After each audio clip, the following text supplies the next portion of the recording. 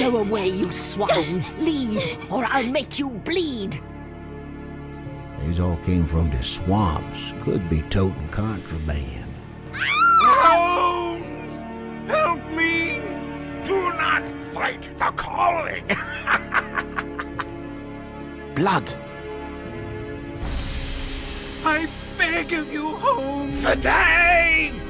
Relieve your blood! Oh, no. No, it can't be. It can't end like this. Again, this nightmare haunts me. It won't let me forget. How did this all begin?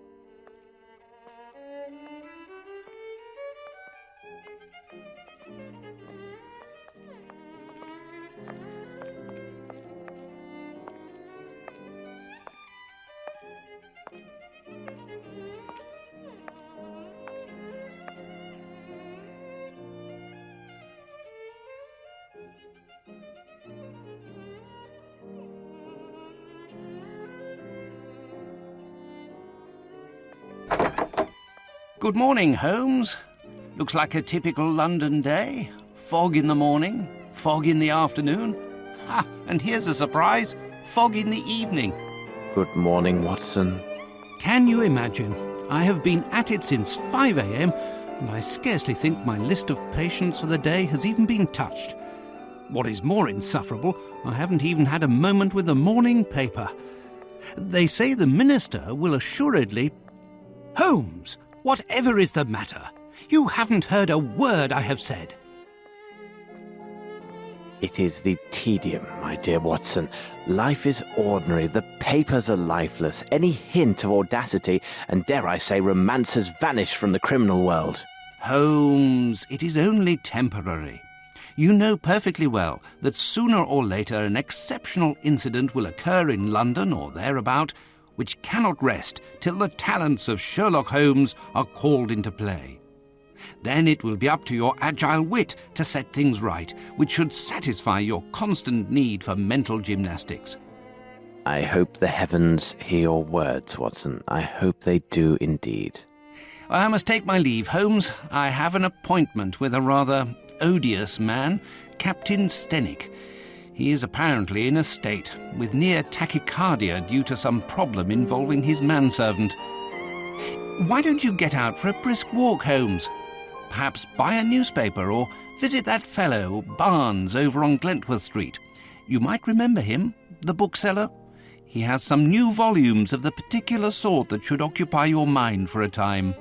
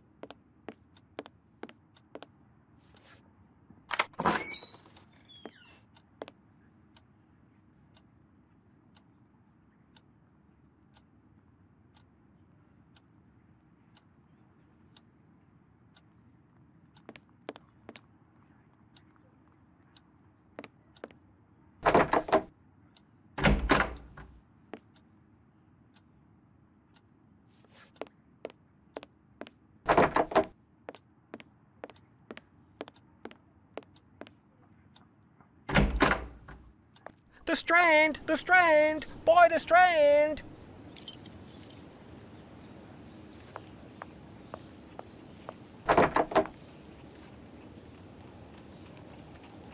Strand! Strand! By the Strand! So, my young friend, what is the news? Nothing of interest for the great detective, sir. Those old stuffed shirts ate up half of London at their big scientifical to-do, and some Scandinavia princess is driving the locals wild with curiosity. A Scandinavian royal is in London? If you and the lads can look sharp and find out more about her visit, there will be some coin for your pockets. Righto, Mr. Holmes. If there's aught to be found, the irregulars will have it. I'll send the words out to the lads.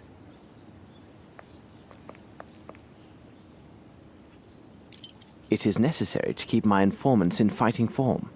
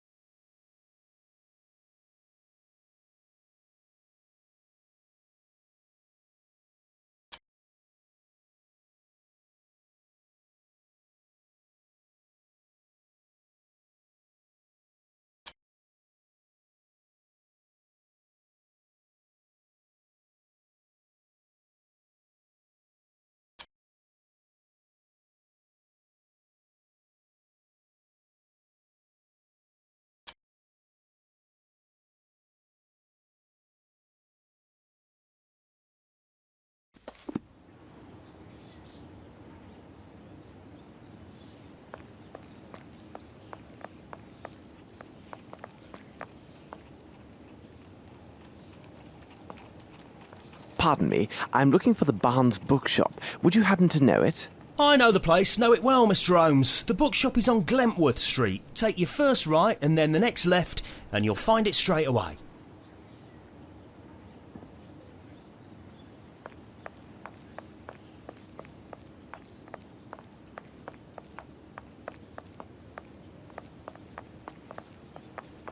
My respects, Miss Fleming. Good day, Mr. Holmes.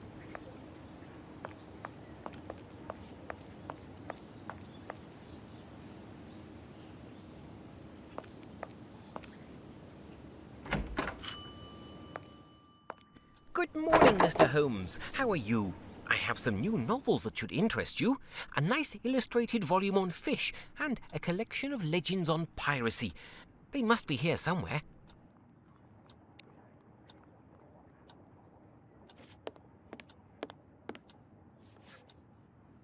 Ah, the pirate's book.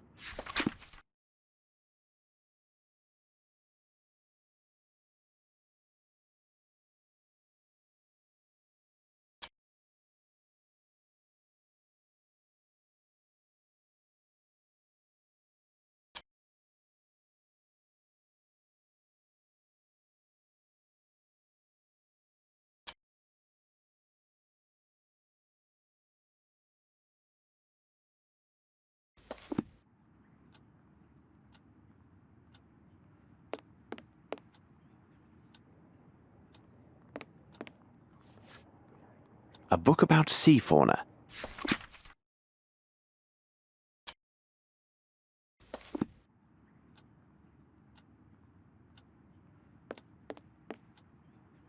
I will take them. Thank you, and goodbye, Mr. Holmes.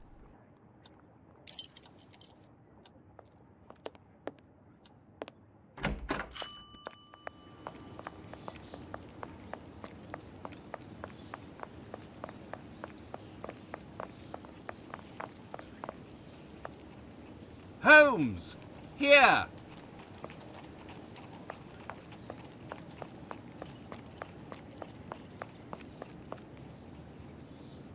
Ah, it's good that I found you, Holmes. As I told you this morning, I visited Captain Stenick.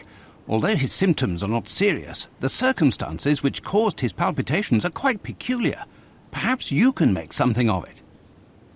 Here is Captain Stenick and Sergeant Ruffles.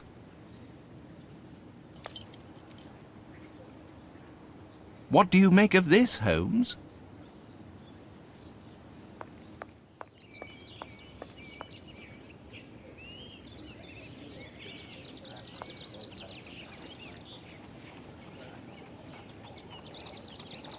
Captain, I understand from Watson you are quite upset. Any man will be the same, and with less provocation. My servant is left in the middle of the night. Damned ungrateful after all I have done for him. To top it off, he knows not one word of English. Finally, if he causes any damage, I will bear the brunt of people's anger and suffer the consequences, as I am the person who brought him to England. How long was he in your employment, and is he accustomed to vanishing in this manner? We returned from Australia more than 5 months ago now. But to his credit, he never left this house before now. He is afraid of the city, as are many inhabitants from open spaces. Could he have stolen something? Upon my word, no. How much money does he have on his person? Frankly speaking, he didn't have any money. I kept his wages for him, and they are in my safe. In any event, what the deuce would he have a need for money? Who knew that he worked at your home, and had he any contacts here in London? Anyone who deals with me professionally knows Baopa is my personal servant. As for his contacts, they are limited to the delivery men who bring food or other items to my home. What reason could he have to see anyone other than myself?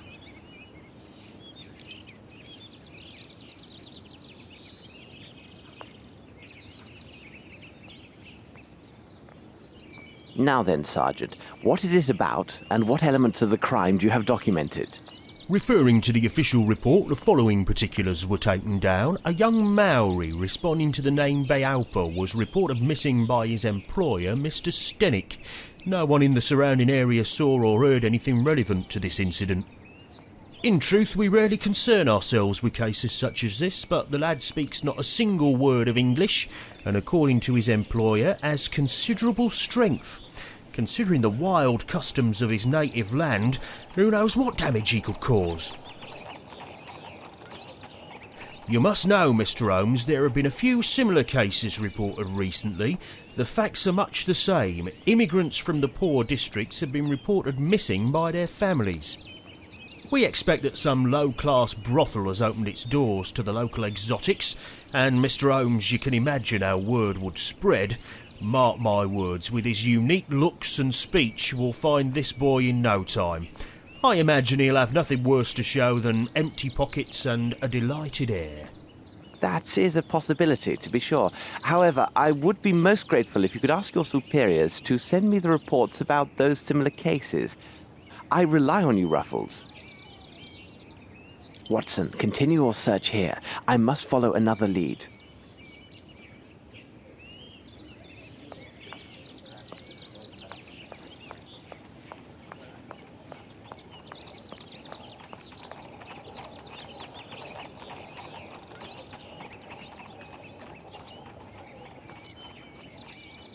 Flaxen, yellow in colour. The lock was not cracked. What a peculiar drawing.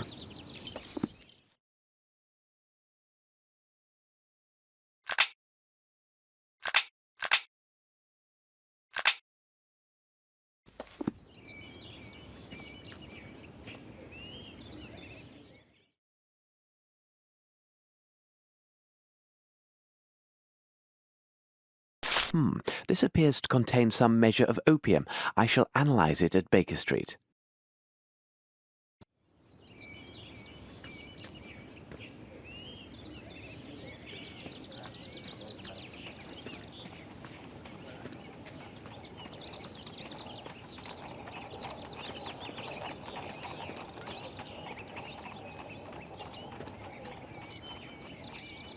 Footsteps.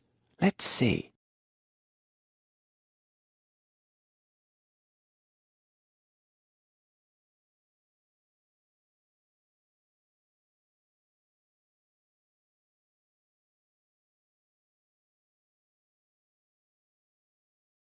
The right shoe is missing a nail.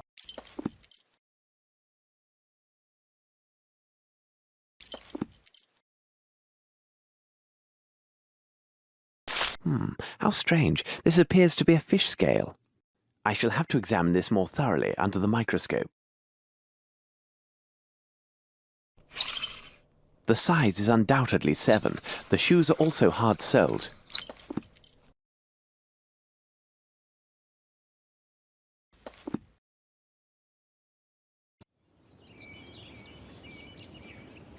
Yes, there is something here.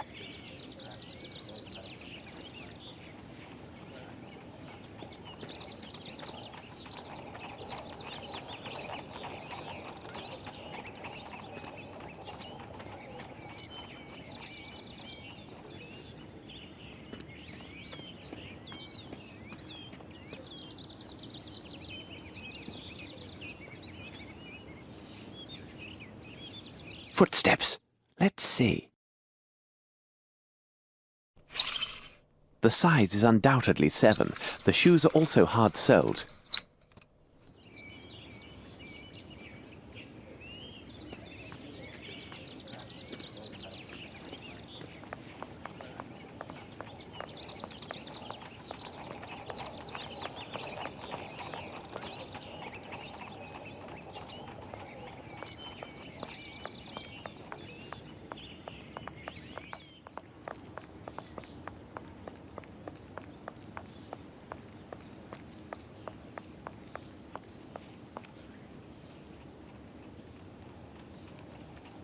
Yes, there is something here.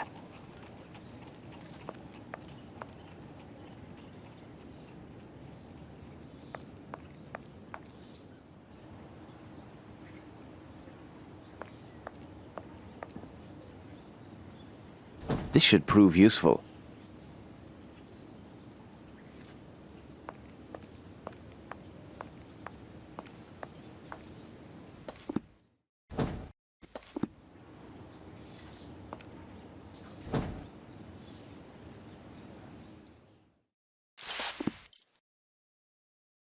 Fibres. Why are they here? It will be necessary for me to examine this more closely at Baker Street.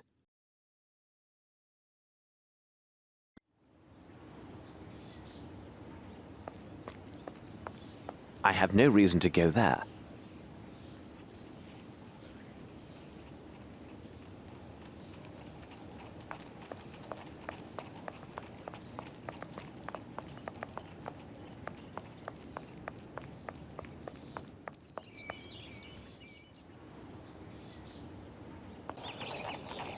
Come, Watson, we must return to Baker Street. What do you make of this, Mr. Holmes? Mr. Stenick, I wish my news were your servant simply left your employment voluntarily for the service of a more honest man. Unfortunately, I don't have that pleasure. In truth, the news is grim indeed. Your servant was seen in the company of 2 men yesterday. One of the 2 is a man of moderate size, very robust, and a mature age. His profession, which will be the key element in our investigation of this affair, will be determined by me within few hours. The other is a young Hindi who is tall and only recently arrived in England. There is a darker side to these events. Your man was not with them by choice. Rather, the evidence shows he was kidnapped. At this moment, the reasons behind this villainous act are unknown, but rest assured, the truth will not elude me for long. Gentlemen, I wish you a good day. Come, Watson, we must hurry. There's a great deal to do and little enough time to spare. Holmes, I must protest. You did not spare my client, Captain Stenick. This seems unusually harsh. That may be, Watson, but now what matters more is to know the reasons behind the kidnapping of this young aboriginal yesterday evening in central London, and more importantly, what has become of him. I must concentrate on a small experiment I will run to test my theories. Please go to the poor Lovelorn Barnes and ask him if he has something on the Maori nation and its traditions. Also, if you should happen to see the newsboy outside, find out what he knows, and if it has value, give him a coin. And for God's sake, don't be a miser, Watson. A miser?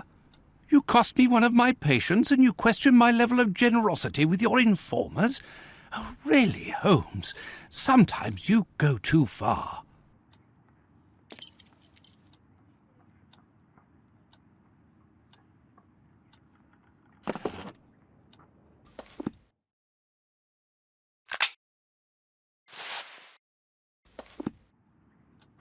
Very interesting.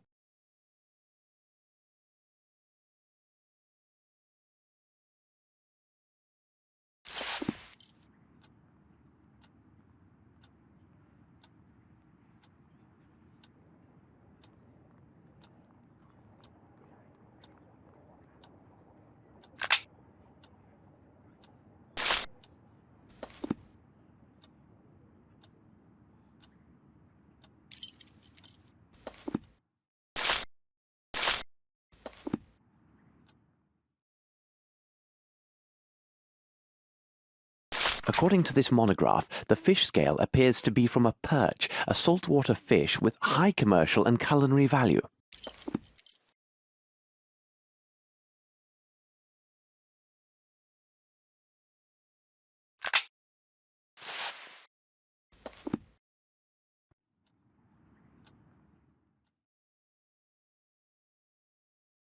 These rope fibers are clearly hemp. Now, about the origin of these stains.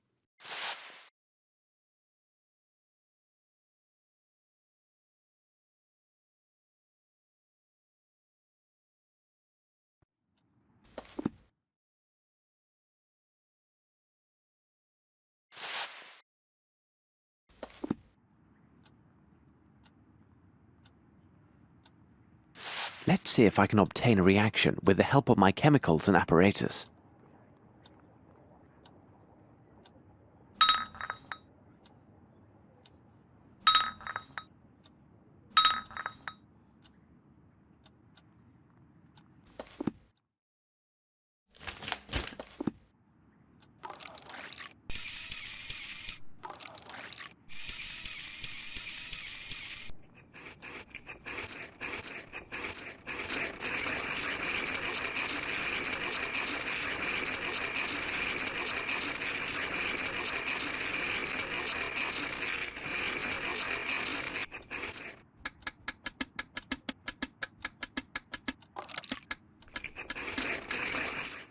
This is evidently coal soot mixed with water, and given the absence of any salt particulates, it must be fresh water.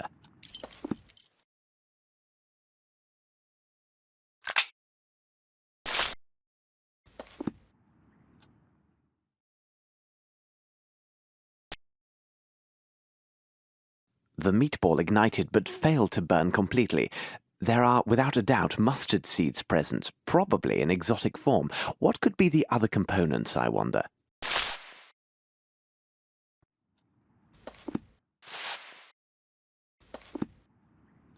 Let's see if I can obtain a reaction with the help of my chemicals and apparatus.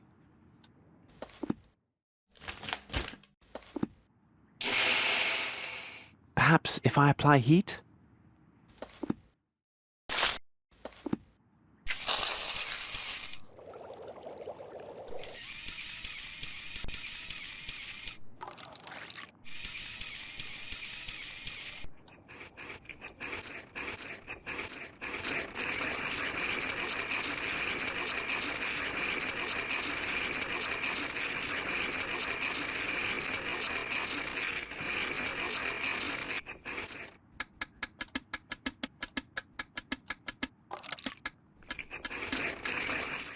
Incredible! I note a strong presence of opium blended with a concentrate of morphine. The remaining elements are a mystery to me.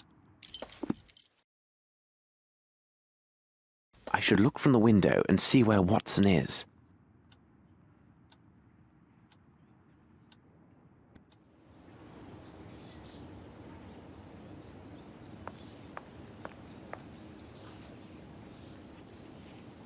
There's a good lad. How does it go? Hello, sir. My associate, Sherlock Holmes, said you might have information for him about... now, what was it? The princess, Gav. He was looking for the scuttlebutt on this here princess what we visiting. Exciting goings on. Her bodyguard went missing the first morning after she got here. Nice job to look after a princess's body, innit, sir? They say he went out on the town having a go with the ladies, if you get my meaning. Like as not, he was trapped by some gang of toughs. Otherwise, who'd get the best of him? A proper giant he was by all accounts. Do I get me coins then, sir? Oh, thank you, sir. Obliged, I'm sure.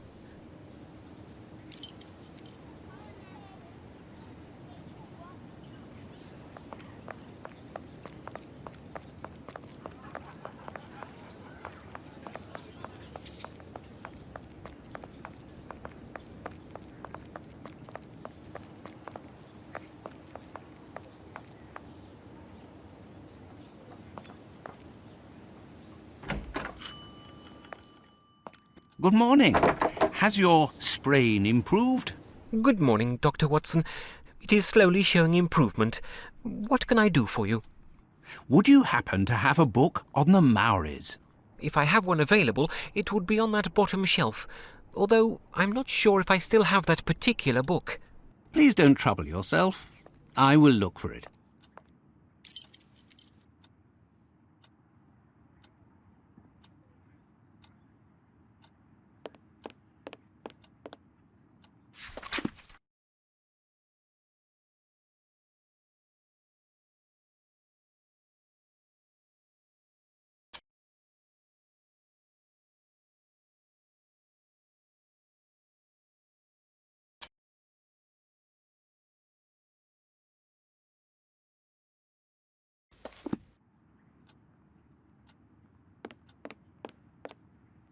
Good day. Goodbye, Doctor.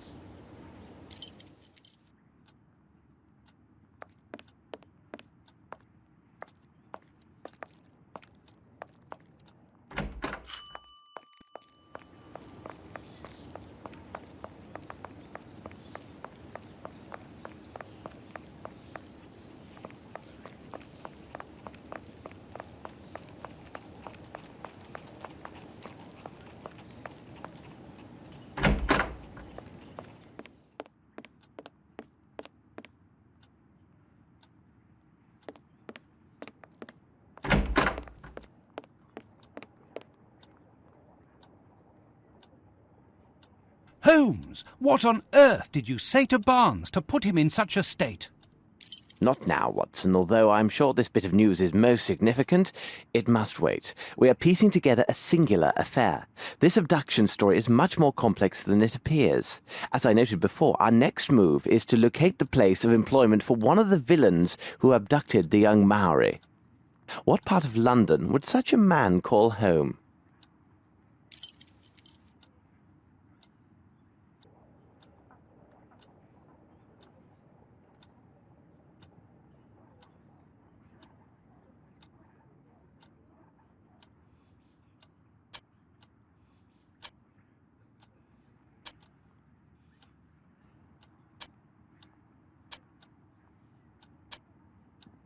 Yes, Watson, there is little room for doubt. Our man is a bargeman who works at the Thames River wharfs. He is more precisely employed to transport and handle fish brought in by various ships. Our next step is obvious. We must find a cab and make haste to the Thames, near the warehouses.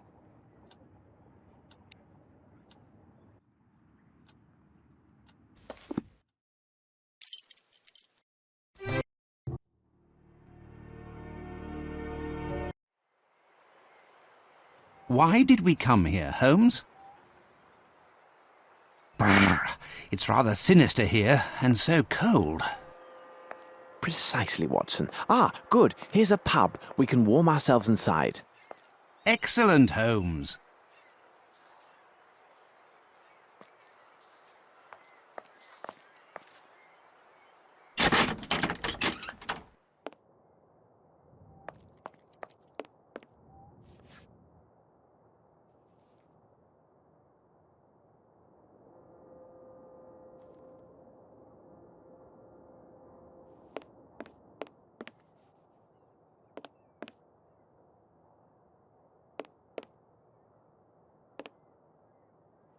I'm sorry, gentlemen. This is private property. There's no entry here.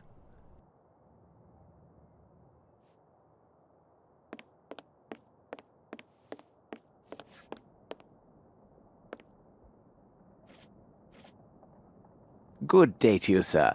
Could you serve up 2 of your best pints and some information, if you please? My pleasure, sir. What can I do for you? My friend and I are looking for a man who works one of the fishing boats at the docks. The name of the ship escapes me, but I do know for certain fact it has a coal-fed boiler. In truth, there are dozens of such boats that lay anchor here every day. What can you tell me about the look of him? Only that he is a robust man, about this size, wearing iron soles. Little help there. You've just described half of my customers. I have nothing for you. Here now, look for a man called Harper. He lives in a house not far from here, after the bridge near the warehouses. You can't go wrong finding his place. It has a large anchor painted on it. Either way, I am in your debt. Please tell me, for curiosity's sake, what troubles your friend? He's been waiting ever so long for a new wooden hand. It was to be here yesterday, but still no sign of it. He is quite low and has taken to the drink. The devil, last night a nasty flea woke me, and me with only the hook on me scratching hand. And to add to me worries, imagine last summer I had worms. Worms? Yes, worms is what it was. A sudden attack in the middle of the night, again with only the one hand, and that blasted hook on the other. In my misery, I used the wrong hand. Lord, I was unable to so much as sit for 3 weeks. Well, gentlemen, again thank you. Have a nice day.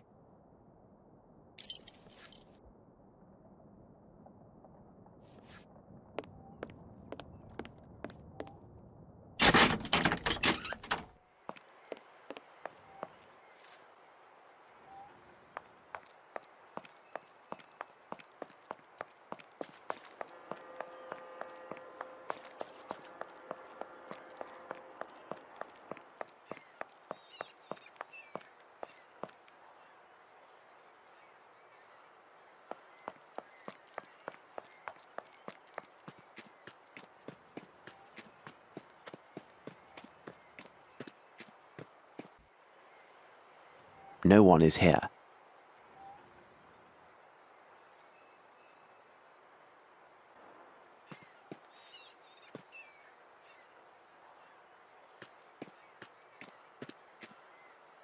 This old rope seems intact. No trace of soot present.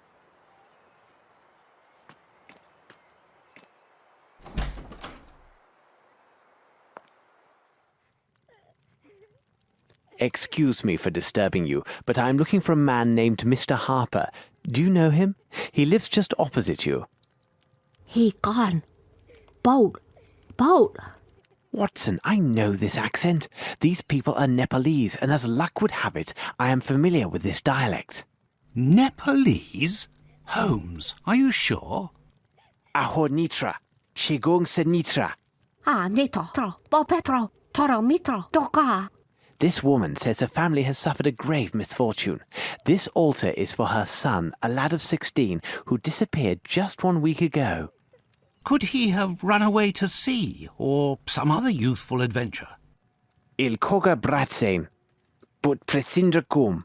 Bo Petro, Toro Mitro, Ka, Waekta, Dorikoto, Nito, Tro, Petro. She said a man was seen in the area making inquiries about her son and their family. The man worked at the docks and had a silver eye. Yes, exactly.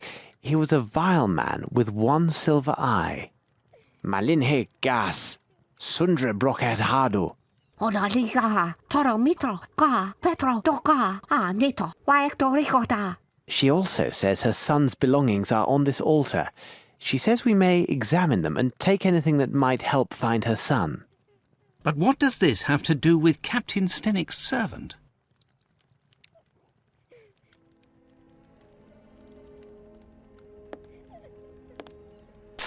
This is not Nepali.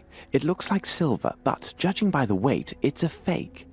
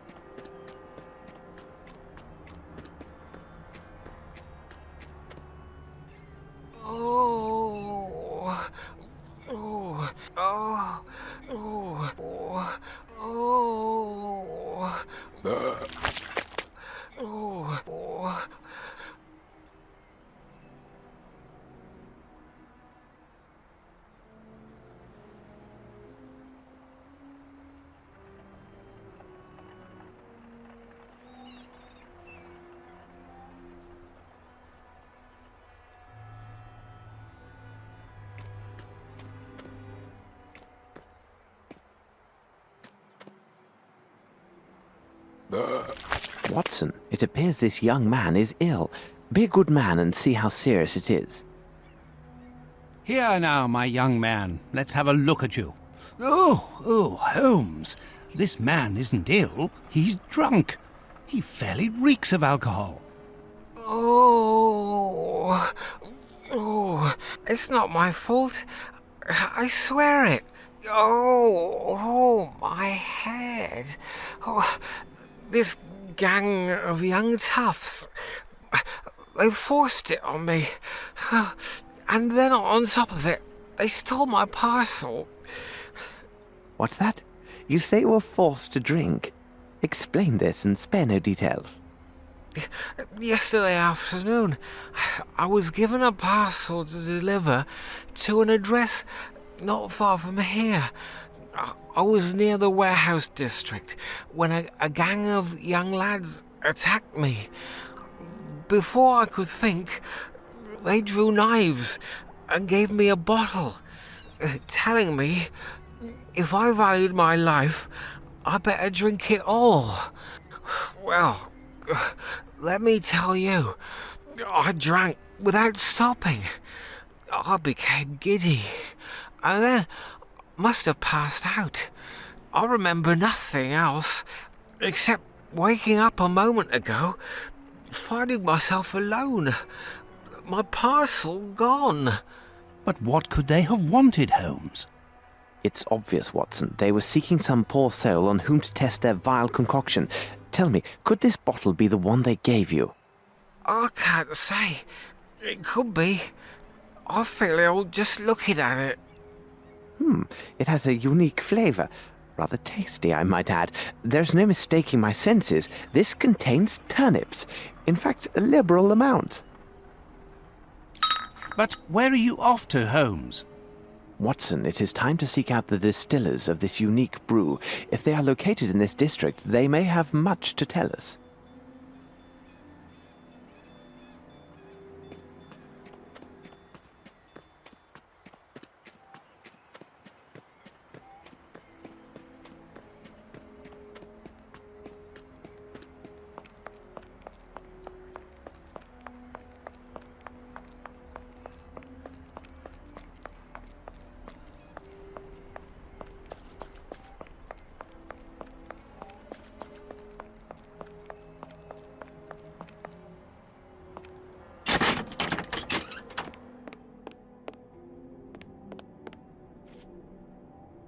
Hello to you again, sir. I won't waste time. We have discovered new details that may lead us to this elusive seaman. Most significantly, the man has a missing eye and wears a silver ball in its place. By God, that can be no other than Dirty Summers. A nasty brute, that one. Where could one find him? He must have signed on with a ship, because he was here last night looking to hire some men. How did he behave while he was here? He gave me extra to secure the private table behind that curtain. During his time here, men of all sorts came and went seeking positions. However, he seemed nervous and fearful as his knife was unsheathed and ready the whole of the night. May I examine this table behind the curtain? Certainly, if it will help.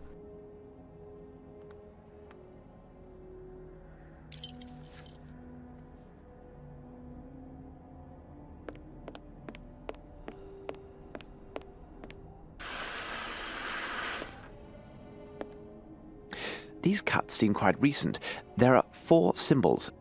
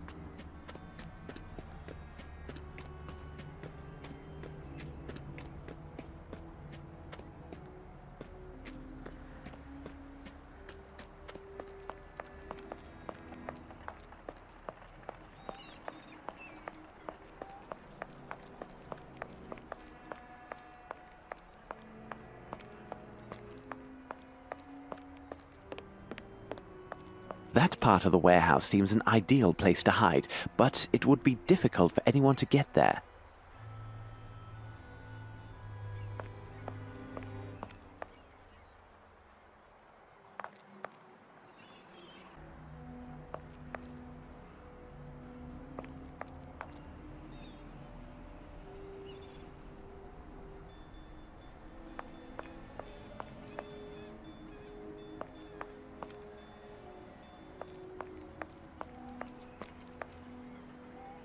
So, what about it?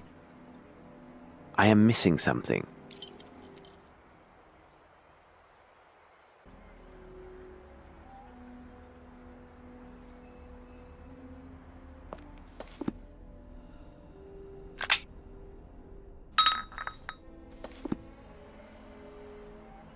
So?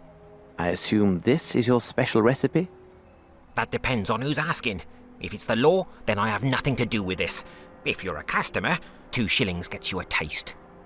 A fair price indeed. Unfortunately, this vintage is a bit full-bodied for my taste, but I would be very happy to recover a parcel that went missing near this very spot.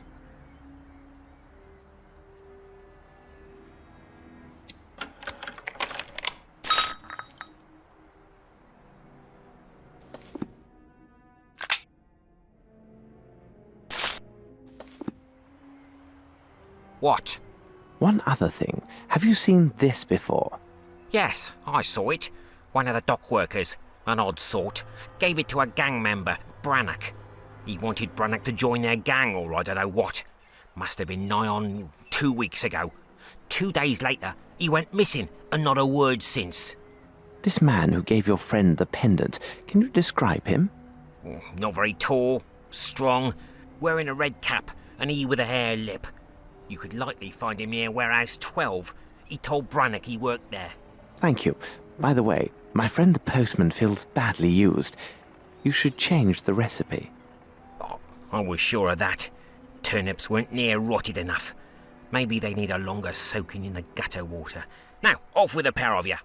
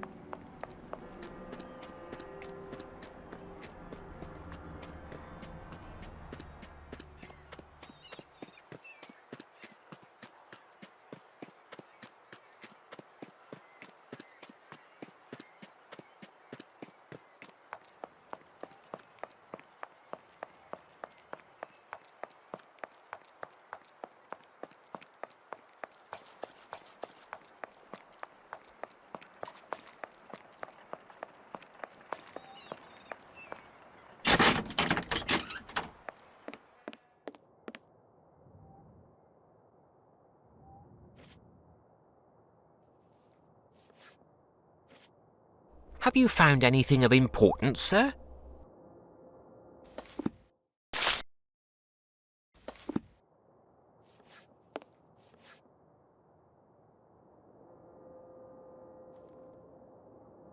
Good news, sir. Here is what you were waiting for.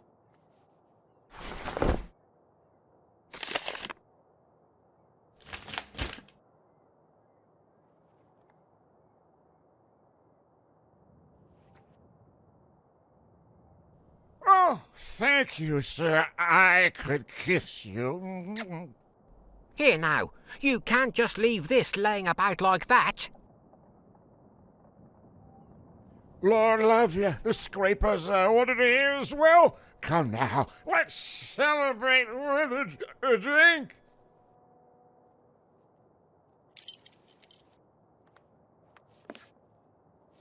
This should prove useful.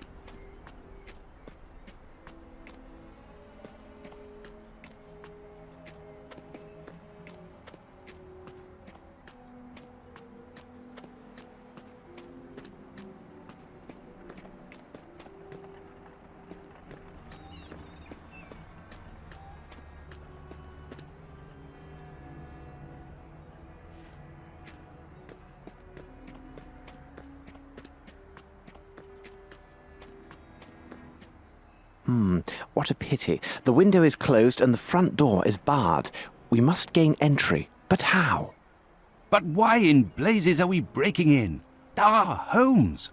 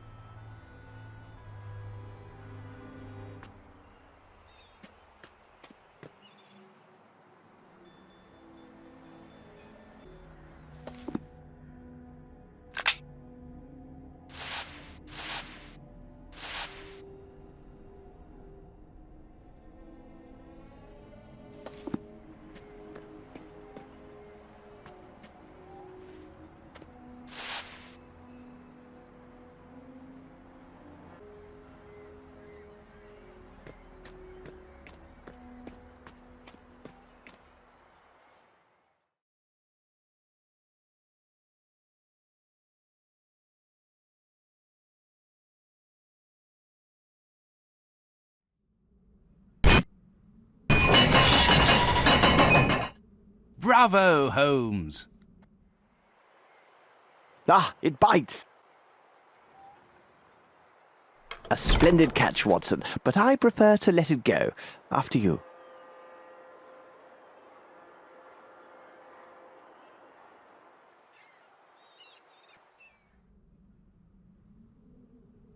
This should prove useful. I need something.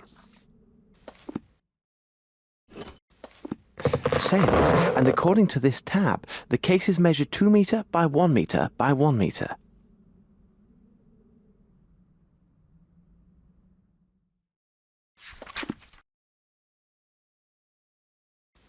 Look, Watson, a page torn from an American passport. One Amos Colby, 36 years old, from Boston, Massachusetts. He arrived here just 3 weeks ago. What business did he have here? This drawing on the back of this page, it resembles some vision of a demon, and... Good God, Holmes! It was drawn with blood! The end of this hat pin is covered with blood. It would seem likely that whoever cut themselves with this pin is also the artist of this demoniac image. Here now, this is hardly reassuring.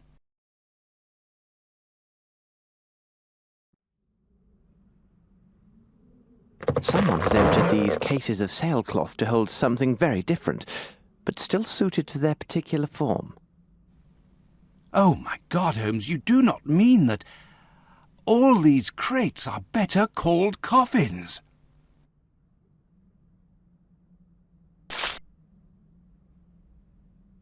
Blood!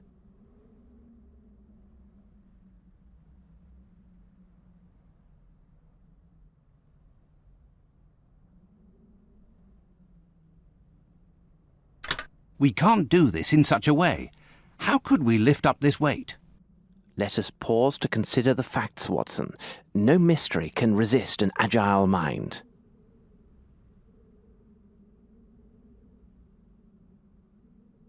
Look closely, Watson. These marks upon the ground tell the tale. There were repeated trips made between the place with the sailcloth and that large box.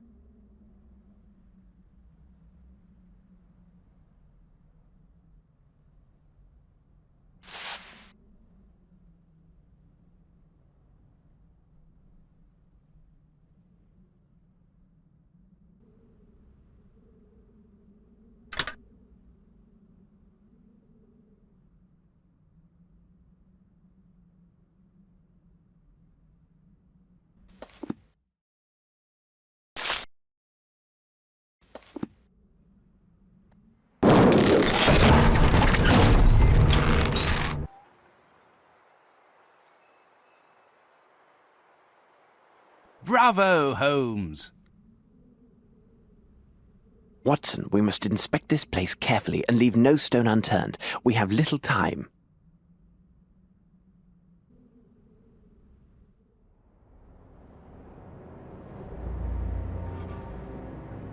Good God! Holmes, where are we? Tread lightly, Watson. This place seems alive and watchful.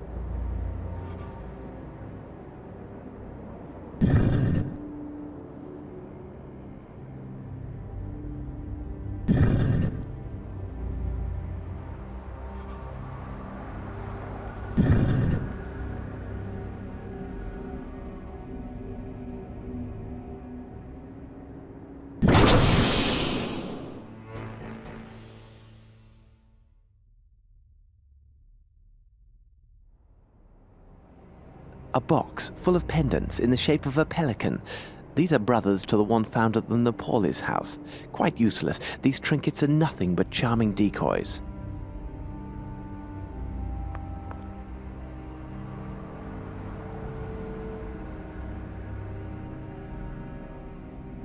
This should prove useful.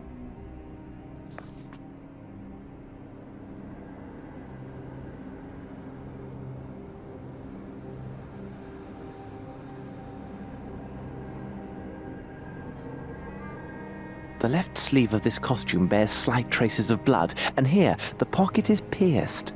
Aha! There appear to be papers inside.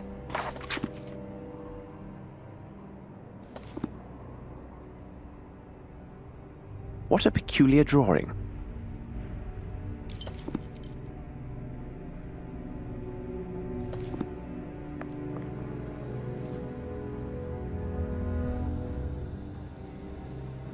Metal boxes, and here is one that still bears a label. It is in the shape of a flower, which appears to be Edelweiss, and it is black. How remarkable. They are not common. I must take the contents of this box to Baker Street for a more thorough analysis. Opiate, beyond all doubt. You are right. This is definitely an opiate. Holmes, could these villains be opium smugglers? That smell. This water contains a strong opiate.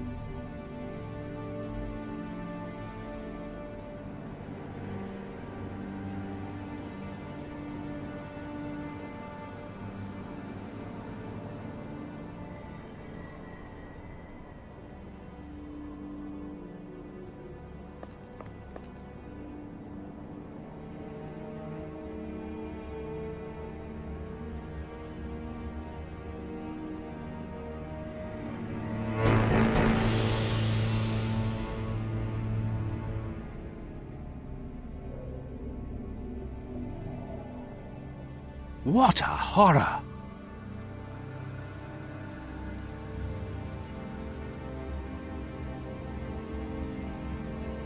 This man's right index finger is coated with dust.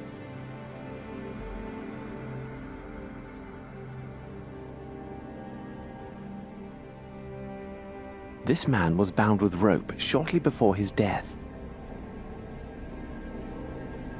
This man fought hard before his tragic end. The dreadful-looking broken statuette reveals much about his terrible struggle. This message is engraved in some language unknown to me. I must make a copy of this message before the police arrive. A herd of buffalo could not leave a greater mess than the local constabulary.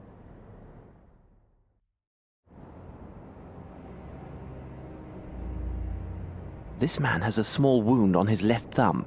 He must have drawn that strange figure in blood on the torn passport page. This message is engraved in some language unknown to me. I must make a copy of this message before...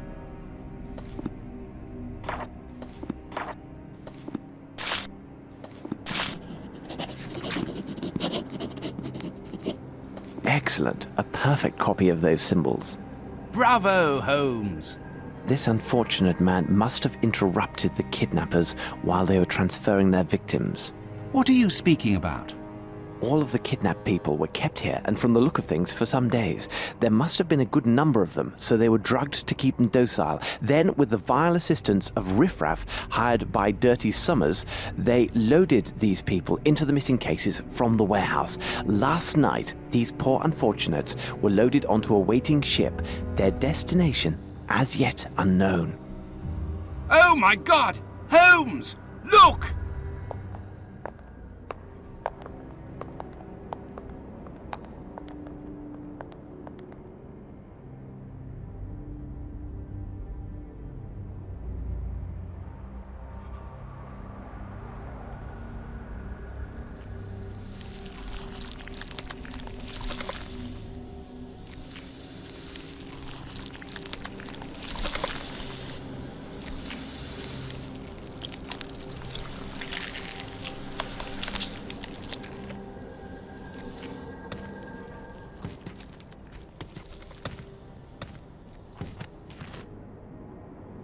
Let's leave this place, Watson. We can do nothing here.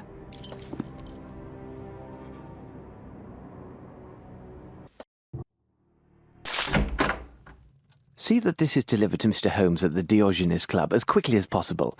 Do not leave without his reply, though such insistence will undoubtedly cause Mycroft some distress.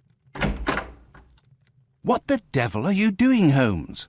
I am sending a letter to my dear brother and including a reference to the strange markings I found on the temple stones. Perhaps he can make something of them.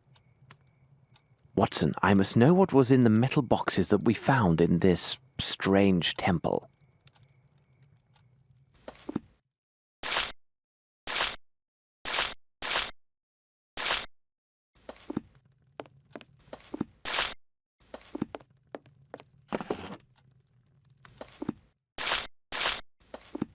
Nothing.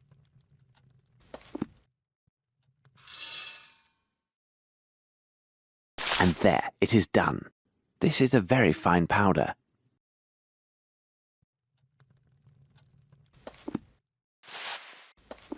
Perhaps if I apply heat?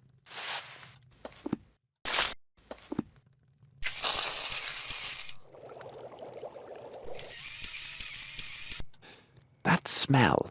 Undoubtedly a derivative of opium and morphine. This is the same compound on the ball found at Stennick's place.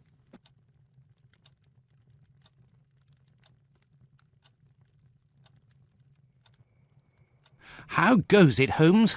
What is the result of your analysis? Without question, this is clearly a derivative of opiate. Something still troubles me, though. The facts indicate this substance must have been used in large quantities. But no English druggist could provide such an amount. Far too risky. And I do not believe British customs would allow such a large quantity to pass through unremarked. Well, I am convinced of quite the opposite, Holmes. How can that be, Watson? Explain your reasoning. Please remember that, as a doctor, I am accustomed to the use of various compounds, including powerful derivatives such as distilled opiates. Those imported from the continent enjoy a special status with British customs, who do not bother the shipments and take little note of the quantities inside. Such shipments are easily identified by their labels. They always bear the identifying mark of the particular medical academy within that country which has an agreement with our own governing academy. Though I can't determine the precise country of origin, I would swear the label scrap left on this crate is one such as this. Doctor, I will never get to the end of your possibilities. You have solved this little riddle for us. Quickly, and waste no time, we must get ourselves to the custom inspector's office at the harbour. What, now? Can't it wait for our tea? Oh, coming, Holmes.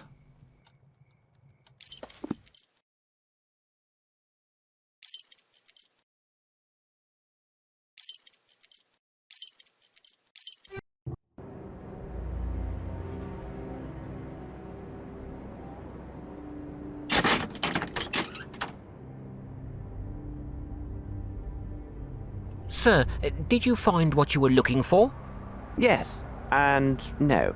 Tell me, where can I find the customs agent? The man's name is Beddoes, and at this time of day, you'll likely find him on the pier near a ship.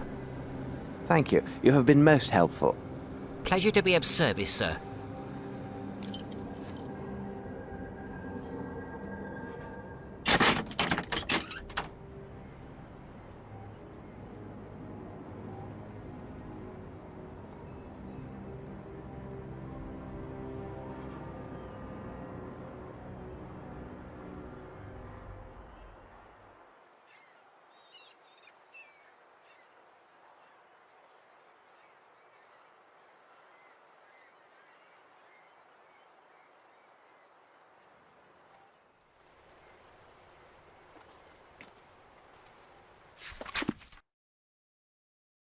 Let us hope that these registers contain what we need. They must be here, somewhere. Aha, these must be the registers. This one concerns special imports. Nothing definite or comprehensible here. All that they mention is that these goods were stored in warehouse 16. I see nothing further of interest here. Best to leave these ledgers as we found them.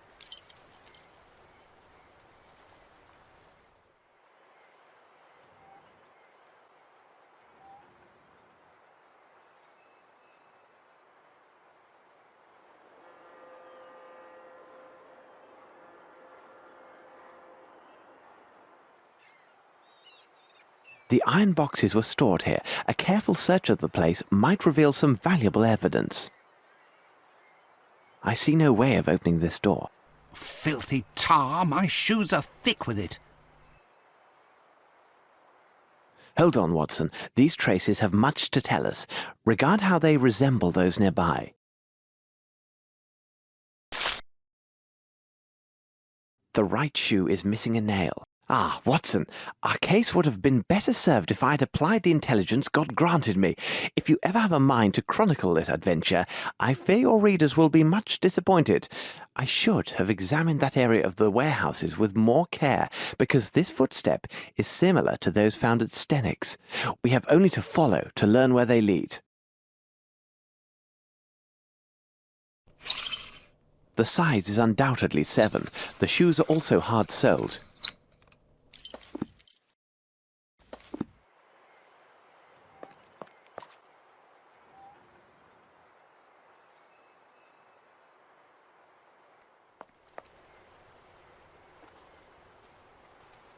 I need something.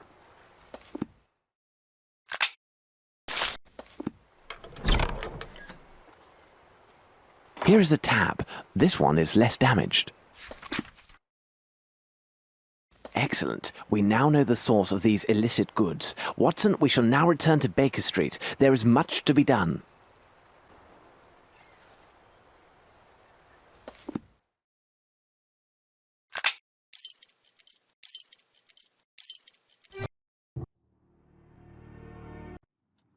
Have we received any word from Mycroft? It seems to me there is a letter on the table for you. Perhaps it is from Mycroft.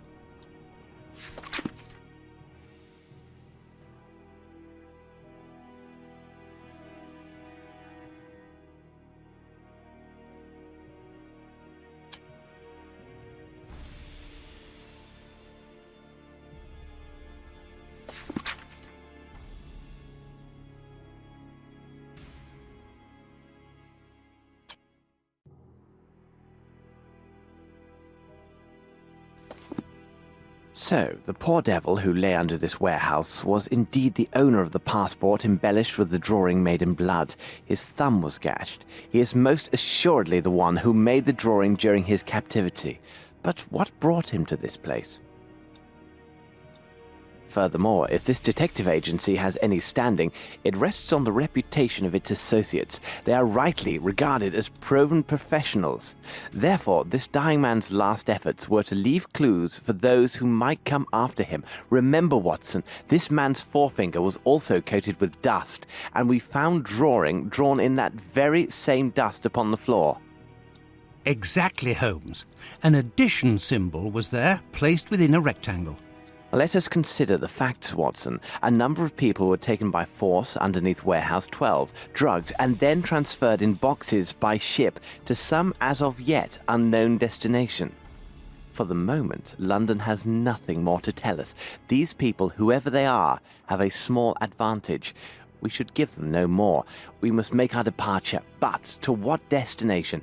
Wait, Watson! I have a sudden thought. What do an Edelweiss and a rectangle containing an addition symbol signify to you?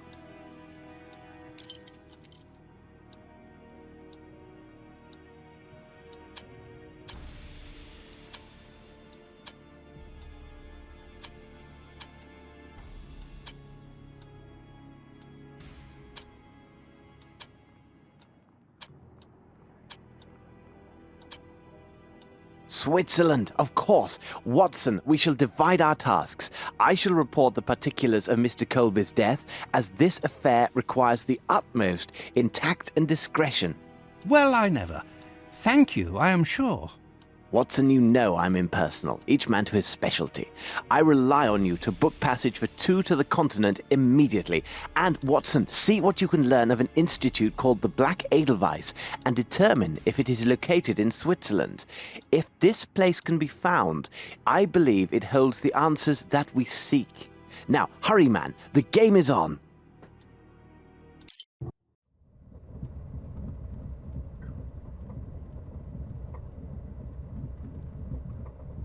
Hold on, Holmes, you are reading some penny dreadful. Here I thought to find you deep in some ancient news clippings, seeking similarities with our case, and yet you waste your time reading some outlandish adventure based upon some improbable hero. Beware of considering popular literature as unworthy of our interest, Watson. Besides, am I not myself considered by some of your readers as an improbable hero living out outlandish adventures?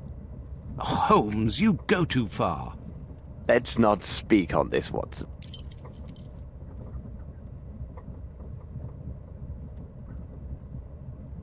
This horrible statuette gives my nerves a shake, Holmes.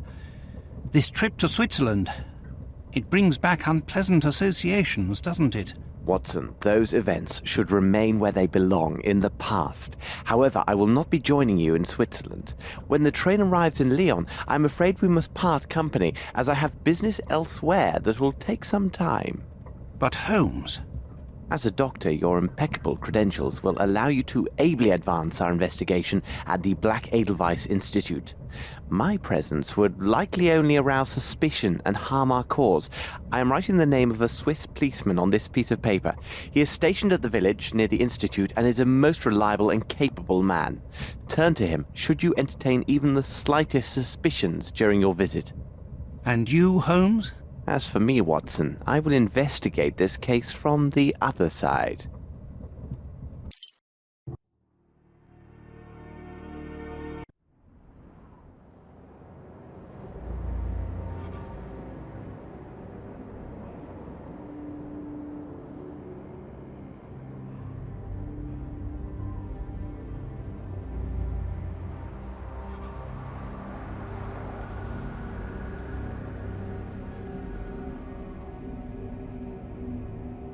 Keep your wits about you, Watson. Should you witness anything out of the ordinary, no matter how trifling it seems, go immediately to the valley and ask for Superintendent Bilger.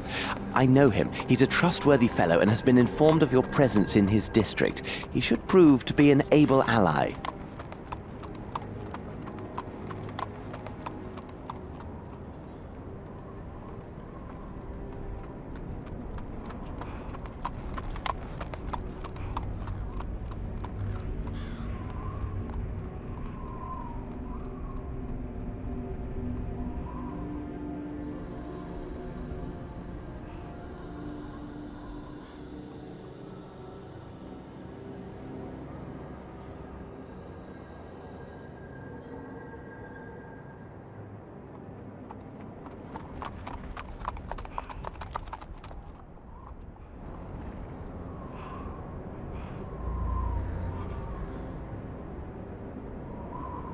here now. This is hardly reassuring. Coachman, wait for me here.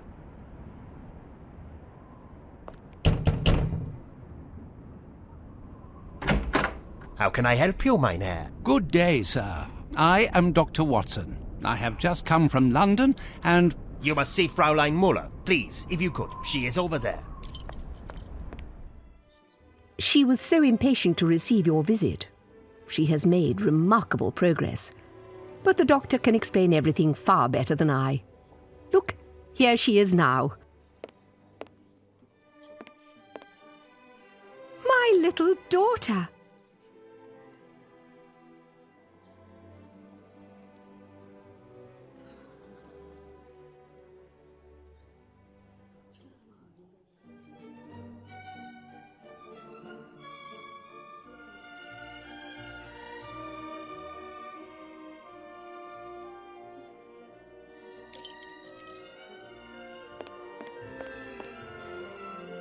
Good day, miss. I am Dr. Watson. I believe you have word of my visit. Indeed, Doctor. Your letter said you wished to speak with Dr. Gyjax. I will see if he is ready to receive you. Thank you, miss.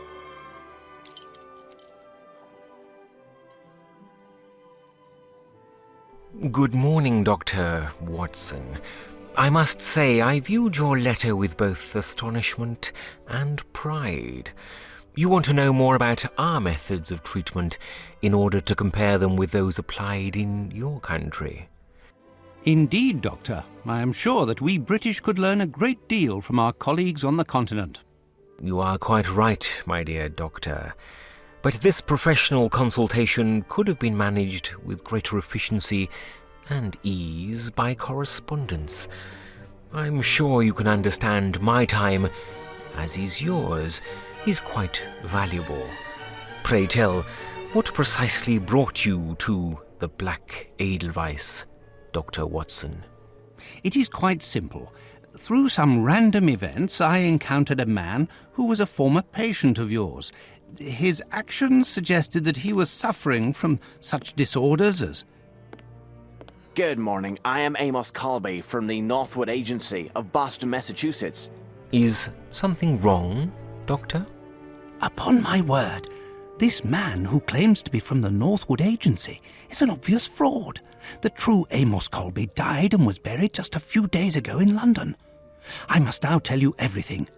I am here because one of your staff has engaged in a dangerous trade between this institution and parties in England.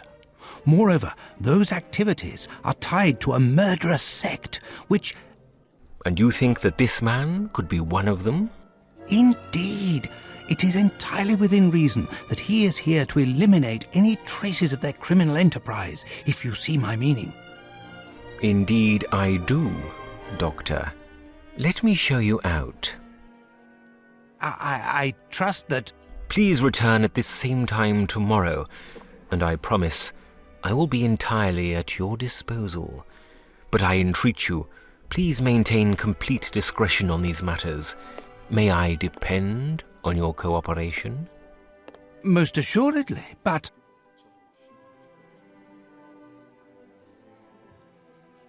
Good morning, sir. How may I be of assistance? You can start by telling your men to all take a few steps back. Then we can have a nice friendly... Very interesting. We have indications of a personality breakdown and related paranoia. I must ask you to come with me to the examination room so we can reveal your deeper problems.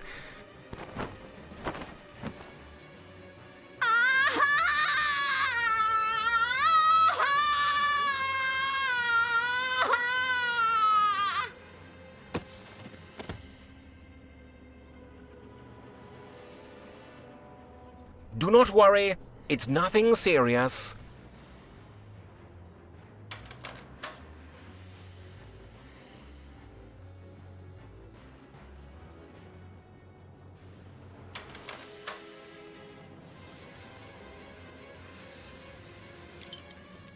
Stand where you are.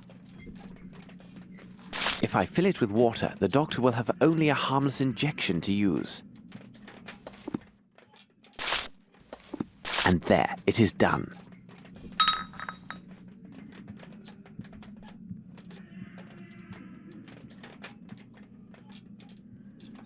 several drops alone will be enough to sedate a horse.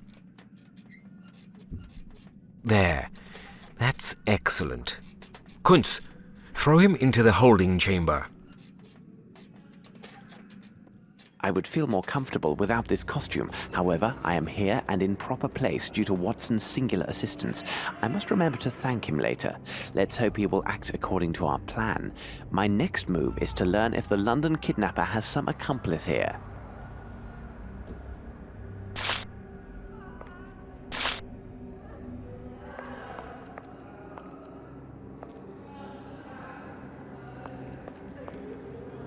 Lord, what a stench! This wretch reeks of alcohol.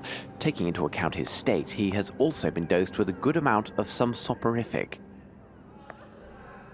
The nurse will return soon. I must make it appear as if I am still here.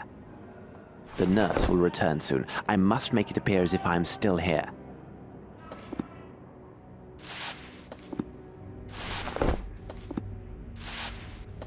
This should complete the illusion of my presence. For how long, I can't be sure.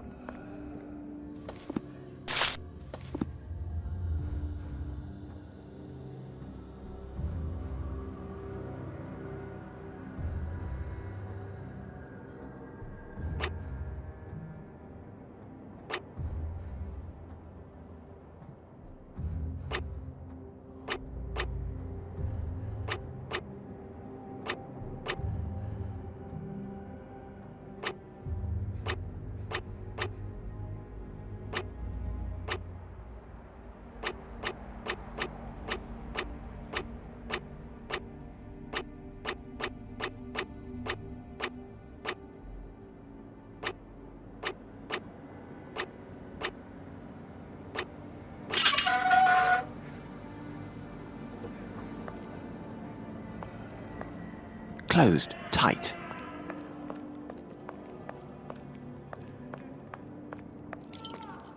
I encourage all personnel to read Dr. Blensmoth's book.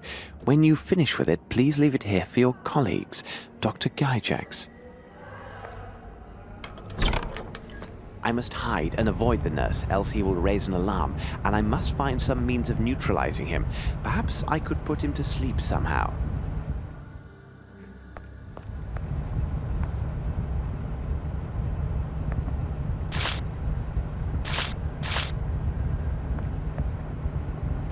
An old puppet, almost as welcoming as Fraulein Muller.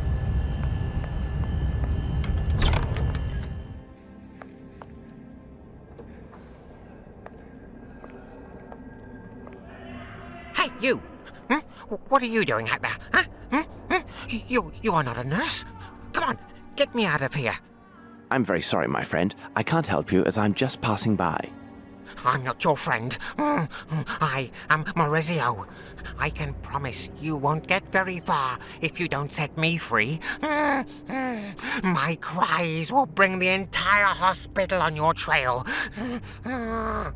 Well, my friend, I mean Maurizio, it looks like you have logic on your side, but I don't have the key to your cell, and the door looks quite solidly built. What do you make of our dilemma? The door may be solid, but the lock is worthless. There is a room at the end of the corridor where the repairman from the mainland stores his supplies. I am positive there is a crowbar inside. The key is hidden in a crack near the door, as he's afraid of losing it. Come back for me when you get the crowbar.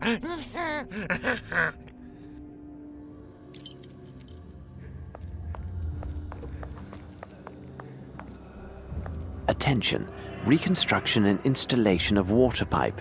Dangerous. Do not enter. We shall definitely enter.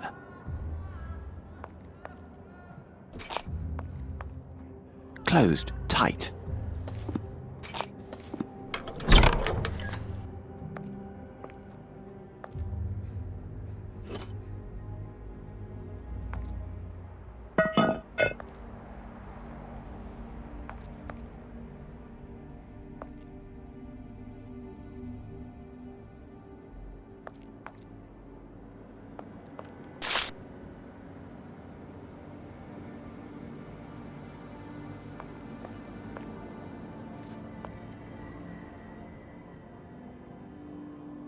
I must measure them first before taking them.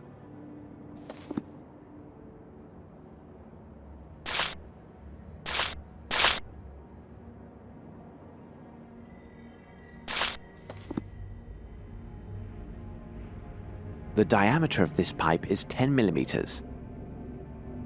The diameter of this pipe is 18 millimeters. The diameter of this pipe is 16 millimeters.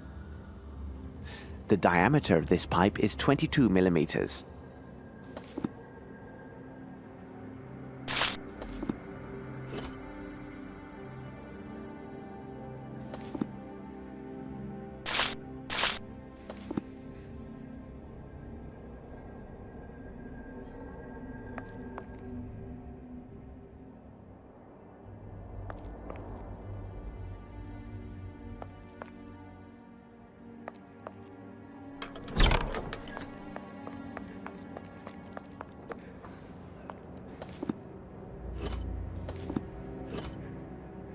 Oh, bless you.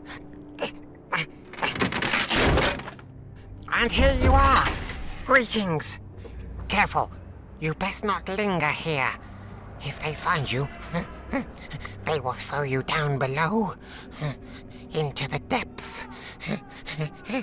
Into hell.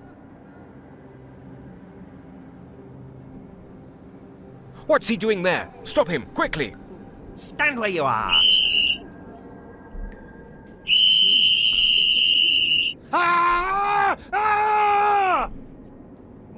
It seems that Maurizio finally attracted some attention. Excellent. Now the stairs are clear and I may return upstairs.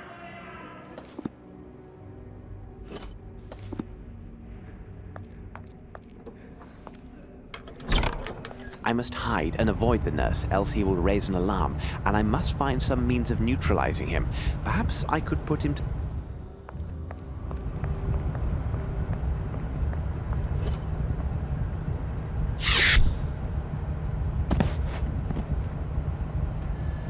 Well done.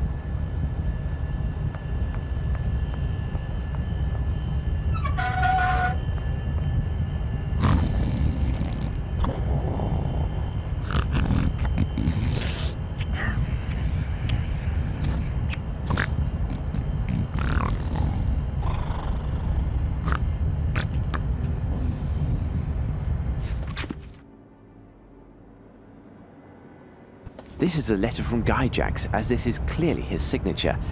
I don't understand. Stones? What stones could he mean? Strange. These appear to be pink crystals. This box contains bottles labelled Black Edelweiss, which are identical to those found in the London sect hideouts. As I suspected, they most definitely came from here. I will take one. These boxes contain chlorine. This product is primarily composed of potash, which, if blended in precise proportions with water and chlorine, creates a spectacular smoke. But I will also need a bottle or container of some sort. These cans won't do, they're too large.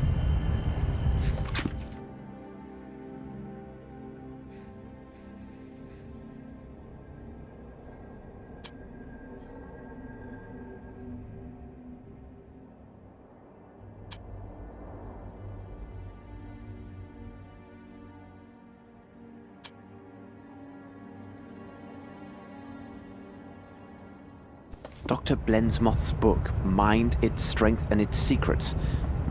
Promising title. This book appears to be an inventory ledger. However, it is in code, and I don't have the time to properly decipher it. I see Dr. Gyjax's signature at the bottom of each page. Interesting. This book must detail his shipments to England.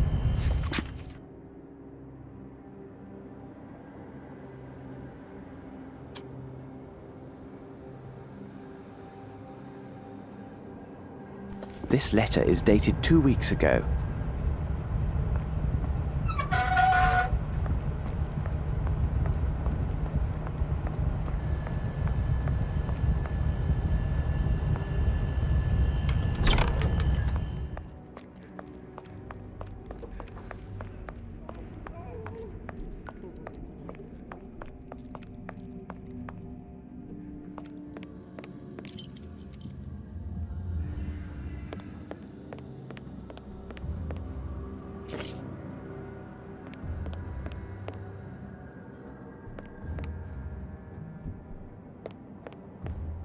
closed tight.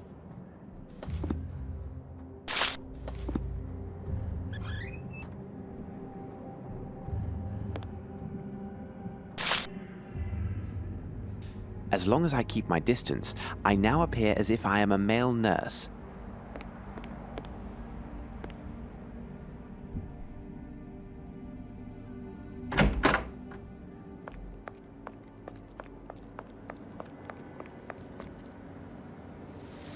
Nurse, make him stop. He must stop that. What is the problem, madam? Bauer must stop at once.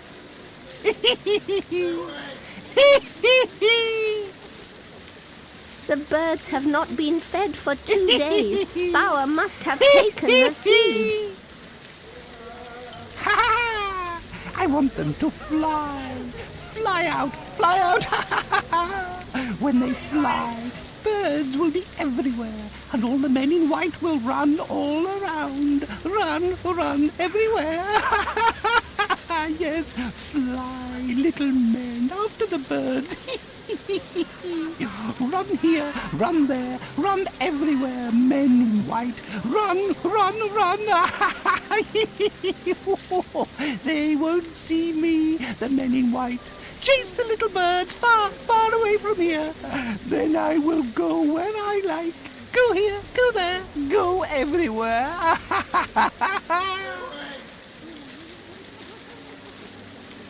Extraordinary. These are all bird variants that can speak.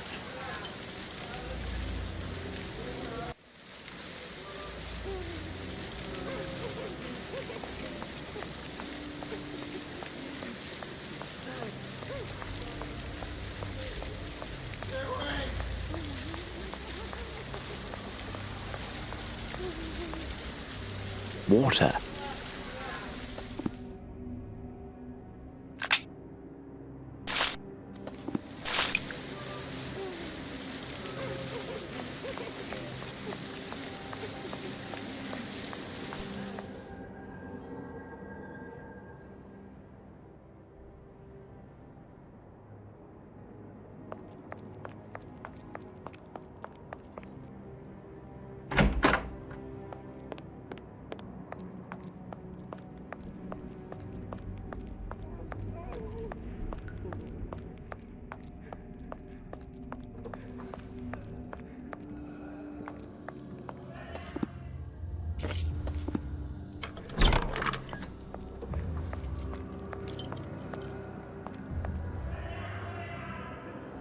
Excuse me, miss. Go away, you swine! Leave, or I'll make you bleed! Oh, where are you hiding? Where are you? Don't leave me all alone. Hide. Oh.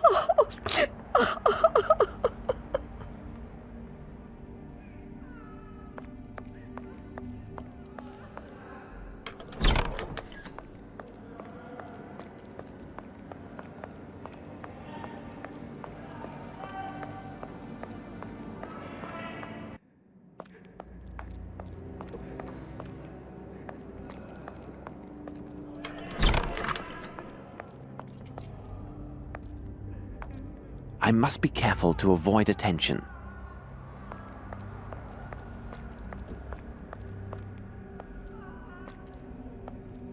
I should find a way to get rid of the nurses so I may quietly move about this floor and speak with the patients. Who are you? You are not the nurse. Give them to me. I beg you.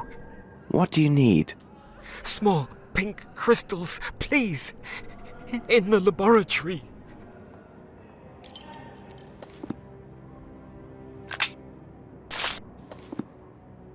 Here is your medicine. Now, please, if I could just ask you a few questions. They must be dissolved in water. Water? Yes, there is some in the garden.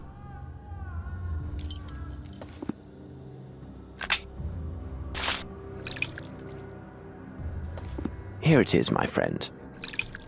You must tell me where. Make the male nurse leave, and I will tell you anything you want. All right. Where is the key to the aviary? The mad girl. Bring her doll to her. She knows. I should find a way to get rid of the nurses so I may quietly move about this floor and speak with the patients.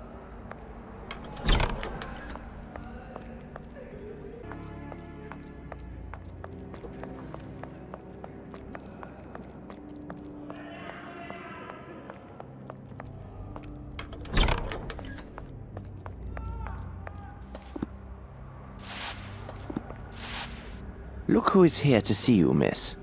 Heidi! Heidi! You are here! The bad men took you away, but you came back. Heidi told me she wanted to come back to you. She also told me that you know how to free the kind birds from their cage. Bad men took Heidi away. They said I was a bad girl because I cut off the head of that nasty brute. But he started it.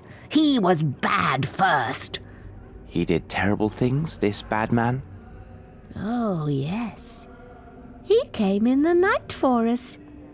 He took Heidi and I to his room, near the birds. And he was very, very nasty with me. He had the key to the bird's house and said if I wasn't a good girl, he would send them away. I didn't like that, because Heidi loves the birds. So, my child, the key to the birdhouse is upstairs in his room? Yes, it's there. Now the lady lives there, but I am not allowed to see the birds anymore. Thank you very much. What is that, Heidi? Oh, you want to thank the gentleman. And you have a present for him. What a sweet girl you are. Oh, I agree. Heidi wants to thank you and says to tell you a secret. When I cut the bad man's head, she didn't want him to ever come back, so she hid the key in her belly.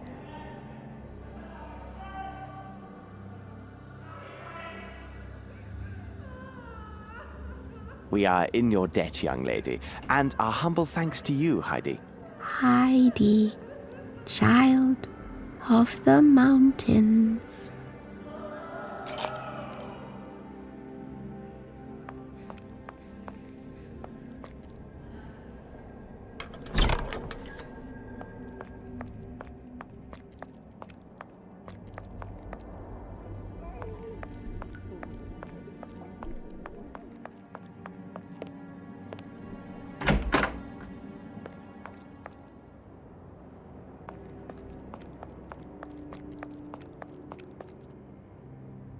Closed tight.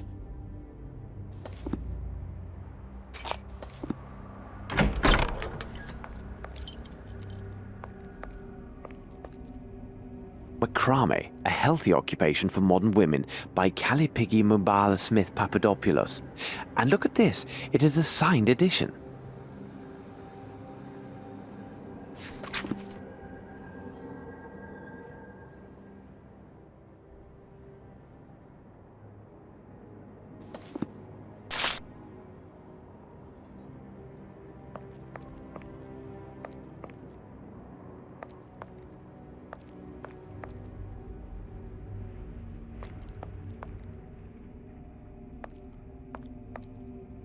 This must be the key to the aviary.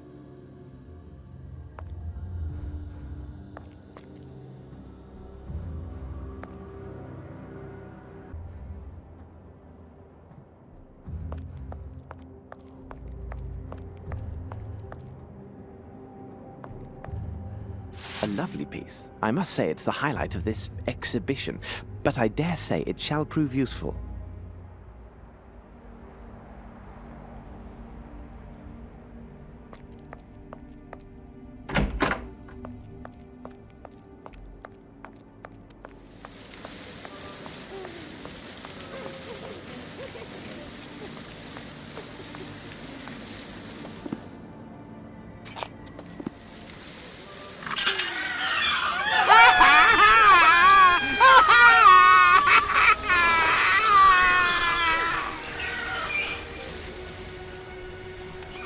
door to the birdcage is open. Help us!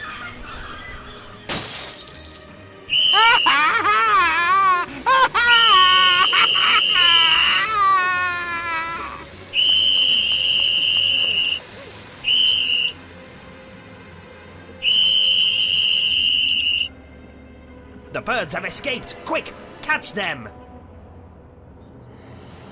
Catch them! Thanks to the panic, all the nurses will be elsewhere, as Bauer would say. While the guards are busy trying to catch the birds, I should use the opportunity to search the rest of the asylum.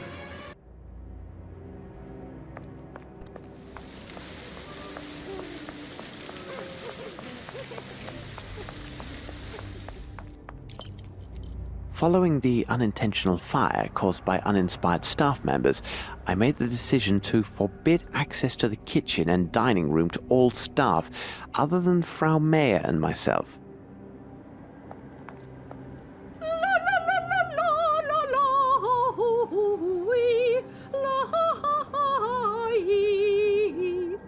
It is necessary to get this dragon to leave, so I can freely examine the kitchen. Perhaps if I can create smoke, she will go into a panic and leave, thinking there's a fire.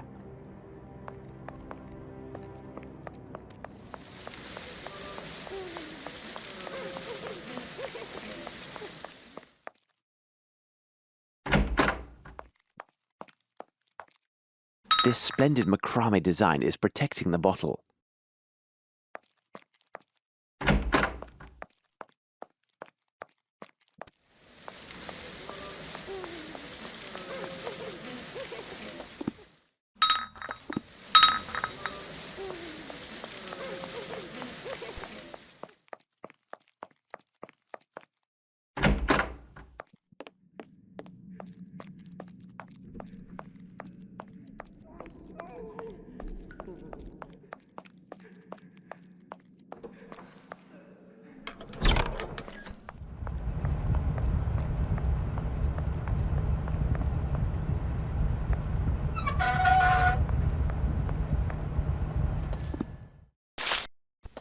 Here now, I must take care to measure the precise dose.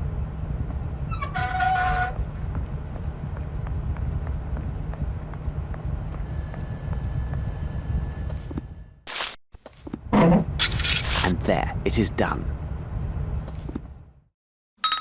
Here is the bottle with adequate water. I must calculate its capacity as accurately as possible if my smoking apparatus is to work. Now I know the exact capacity of the bottle.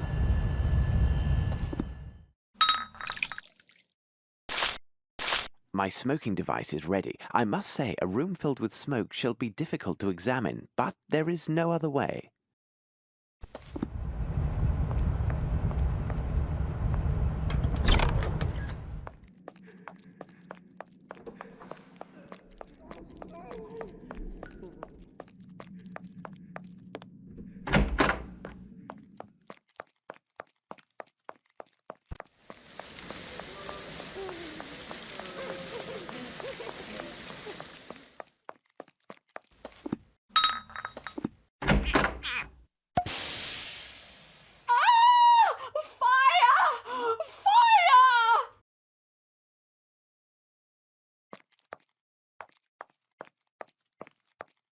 A truss for roast beef.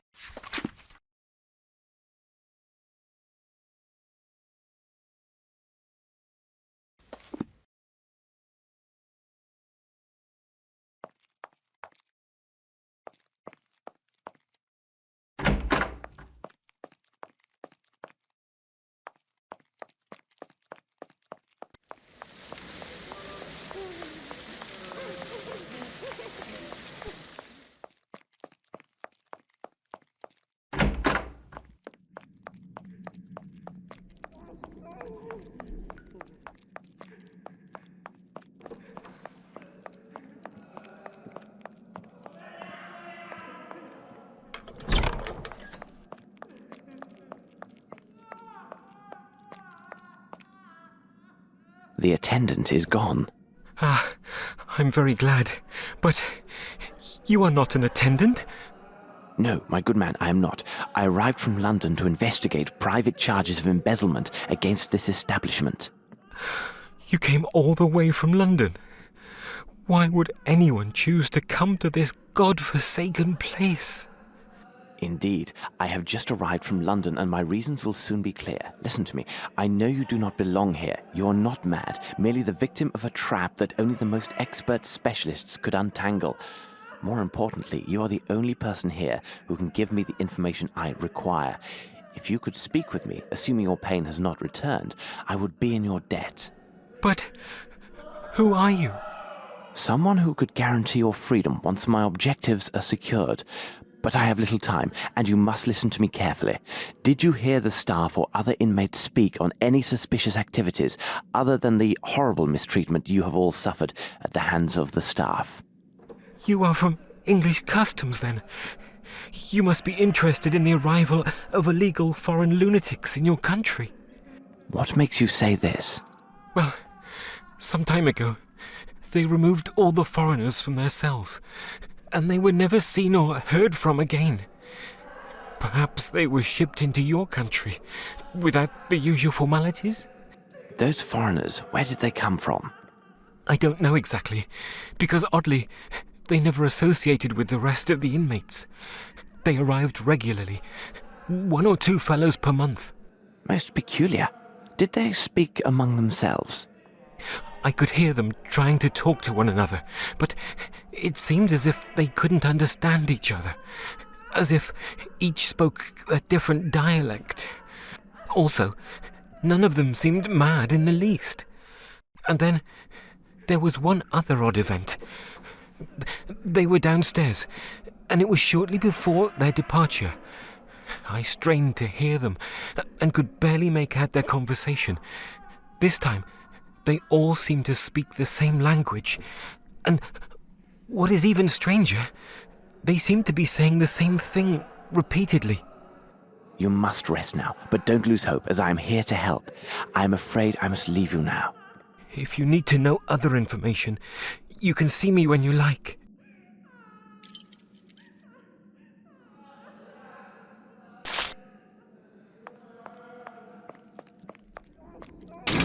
This is meant to be used by 2 people, and here I am alone.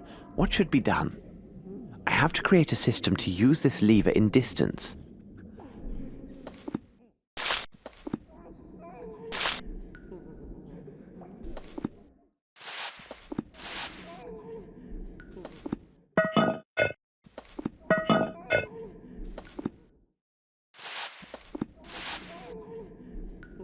These levers are well oiled.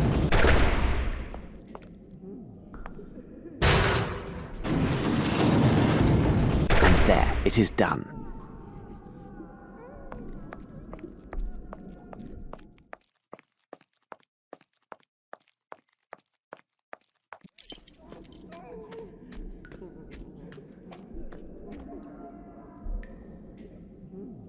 Three times 3 is 9.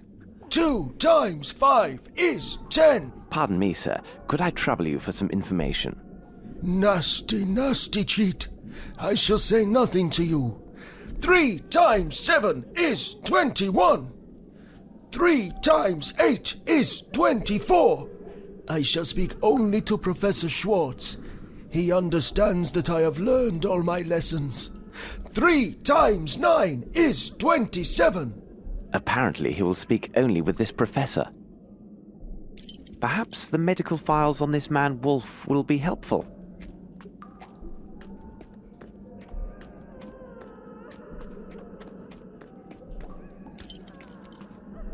Closed, tight.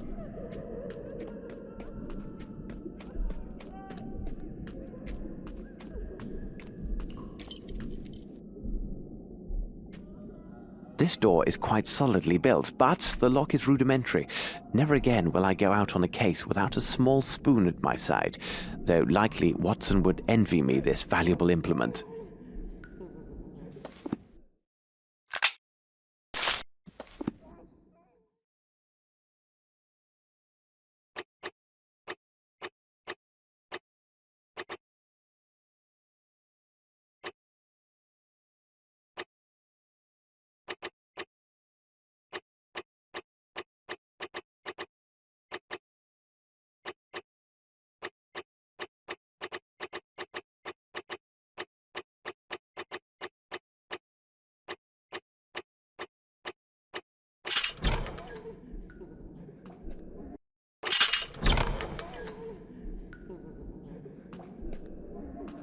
This well must empty directly into an underground river.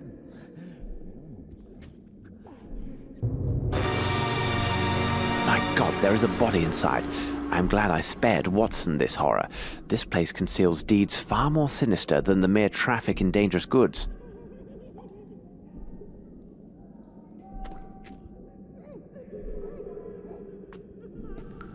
Who could have forgotten this?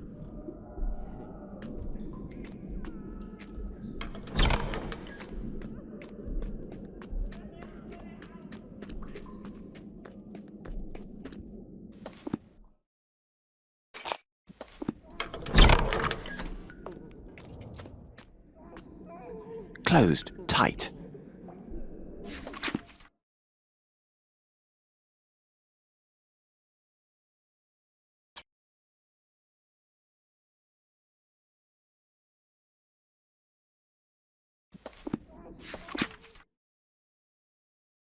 A cable from New Orleans sent in the last few weeks. If the shipment of these goods from New Orleans relies upon a transfer of funds from Europe, it is possible the actual exchange won't take place for a few weeks. There may still be time to intervene. There's a small label that says classroom.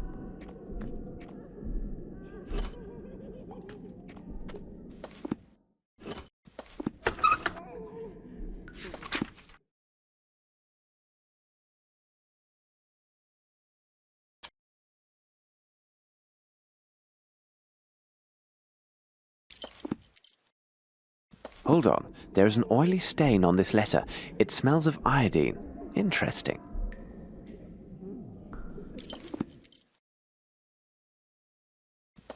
Unbelievable. These letters are from various Swiss banks and show that the doctor made several sales of precious stones over these last months, and each time for higher profit. He must have access to a real treasure. I see numerous transfers were made to an account holder in the Bank of London and another in a bank here in New Orleans. I must take note of these transactions. The Worship of Ghouls by Count d'Arlet. I do not think this book would give the reader pleasant dreams if reserved for bedtime reading. I don't know what this Gygax studied, but judging by his office and what I saw before, he is more dangerous than any of his patients.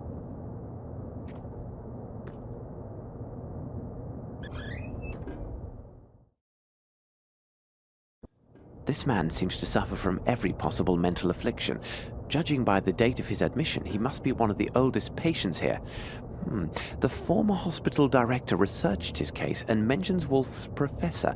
Apparently, he was the only person of influence with the poor fellow. There is even a portrait of the late professor included in with the reports.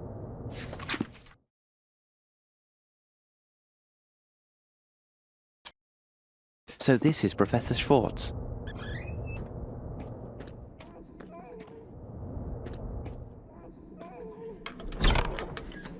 Oh my God! I feel great pity for the patients who must have been tied to this machine.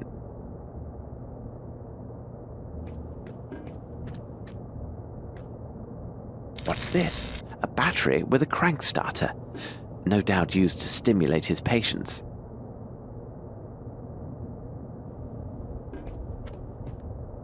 A notebook detailing the experiments conducted by Mr. Gygax.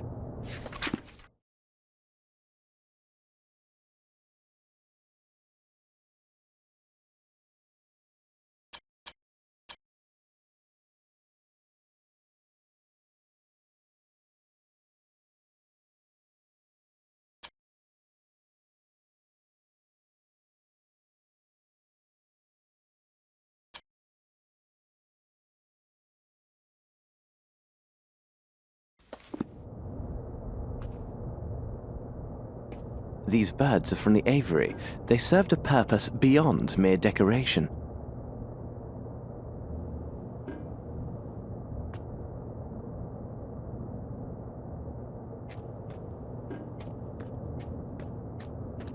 The faint signs remaining on this blackboard are in phonetics. It appears that people were forced to recite some text with no real understanding of its meaning. It's a pity that the text was erased.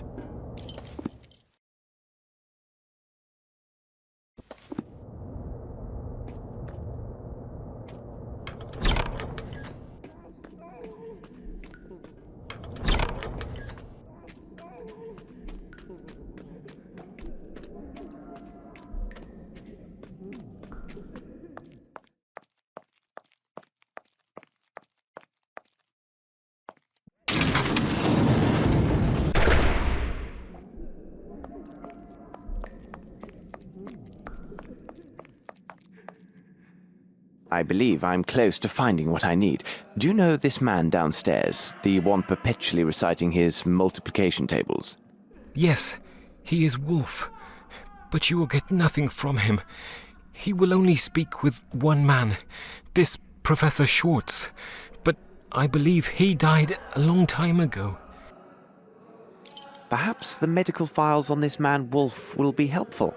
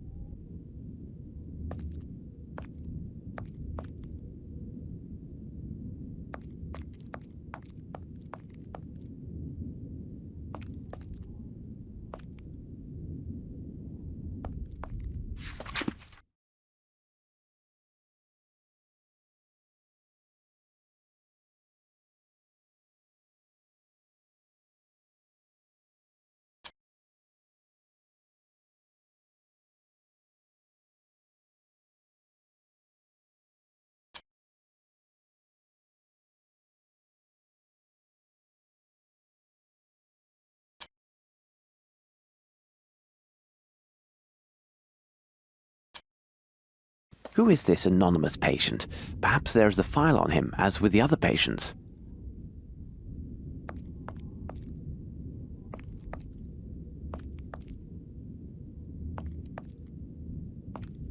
This should prove useful. And now time to become the good Professor Schwartz and pay a visit to Wolf. It must be used to punish insolent pupils. Slightly excessive.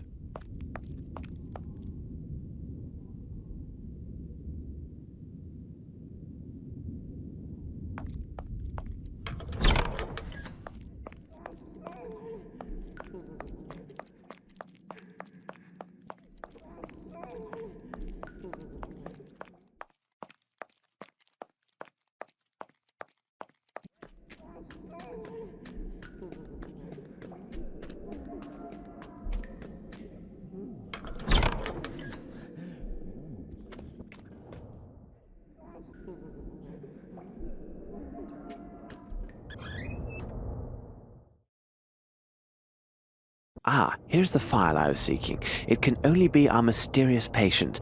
What a strange character.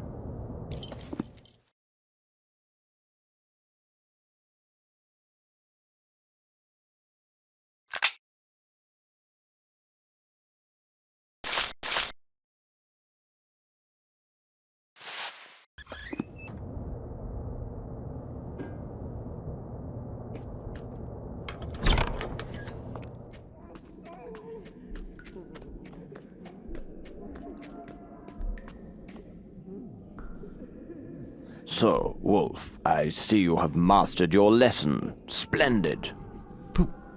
Professor Schwartz? I congratulate you, Wolf. I cannot say the same about your other classmates. I am most unhappy with their behavior, because it seems they have been cheating. Professor Schwartz, you saw them, didn't you?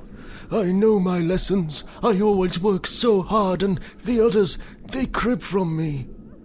I know, my boy, I know. But their leader, he is a doctor, isn't he? Yes, Professor, yes. He is the most vile member of the group. Sometimes he tries to keep me from my lessons. He says he will treat me like the others who don't speak like us and who scream so very loud when he punishes them. But I keep to my lessons and recite my tables all the day. He can't stop me. That's good, my boy. You have made me proud. Now, I need your help. Where do they meet? I must find them and make sure they get the punishment they so rightly deserve. They meet over there, but it is well hidden and only the doctor has the code. First, he makes noise with the fire near his office. Afterwards, he makes noise with the fire in front of me. And then he makes noise behind me. You will see he does not know his lessons. Thank you, Wolf. That's a clever boy. You have earned high marks this term, but for now you must try to recite your lessons in silence. Since I am the professor, I know and see everything. There is never a need to shout. As you say, Professor Schwartz. I don't need it anymore.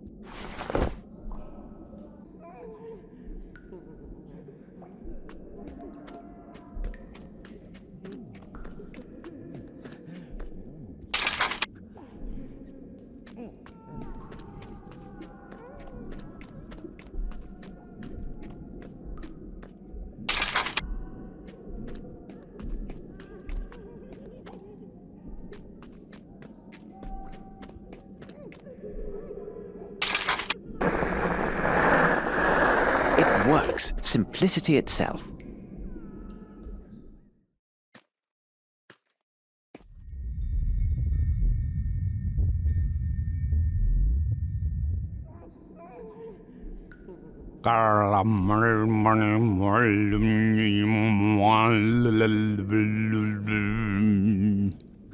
My apologies, but I do not understand what you're trying to say. If I may introduce myself, I am... Who you are means nothing.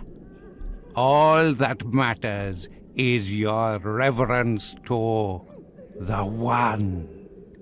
You came to invoke the great Lord with the speaking, and now I ask you, who am I, you wretched mortal?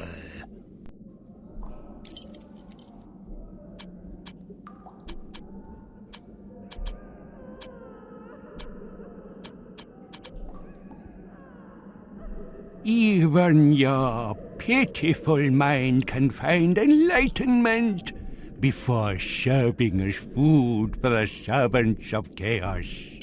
Where are all those poor souls kidnapped in London? And what about the others who passed through here in their travels? Your search is in vain. You are nothing to the great Lord. Soon he will heed our call, when those titans will be reassembled for the awakening of their king. The sleeping Lord shall walk the earth.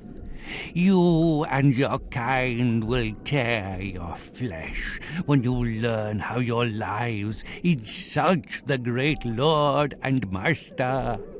You will plead for the abyss, as have all those before you who fed the Great One.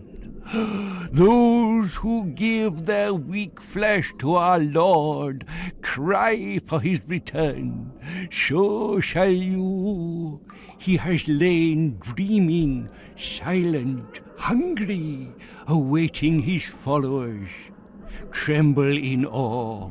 Behold, the Great One returns.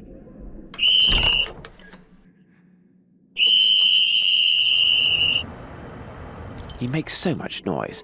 I better be on my way before he attracts the entire staff.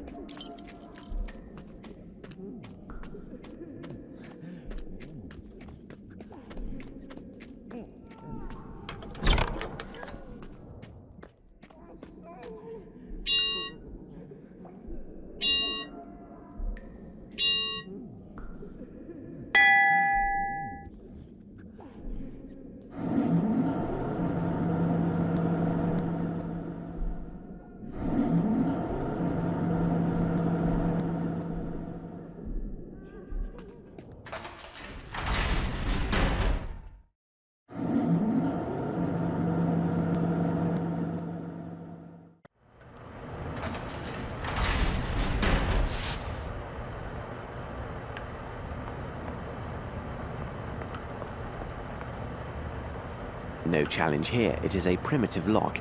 Any simple metal tool should allow me to force it.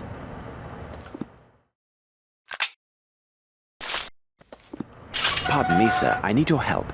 He does not seem to hear me. Moriarty! Moriarty, my worst enemy and a man who was presumed dead. Who could think this demon could have survived such a great fall at Reichenbach? He seems a shadow of his former self. There is no doubt he has truly lost his memory and therefore cannot be a part of these events.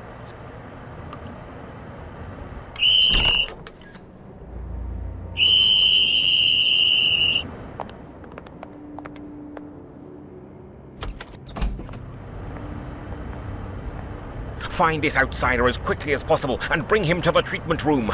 I shall take care of his memory. Professor, do you hear that voice? This man who is speaking to two others, a man of great intellect and ability, who is approaching and is even now right behind that door. You know him, Professor. Come now, Professor. You can't have forgotten so easily. Let me remind you, Professor. I'm going to reveal his identity. I will tell you his name. You know him well, Professor. He is... Sherlock Holmes.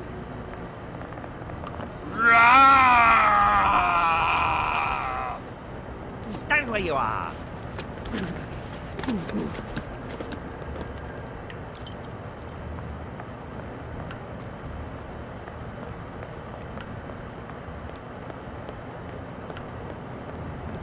At last, the laundry. First of all, I must prepare my Amos disguise. It is the imposter! He is here! I'll sort you out, buddy. Come here. The doctor is not here. We had internal concerns arise today.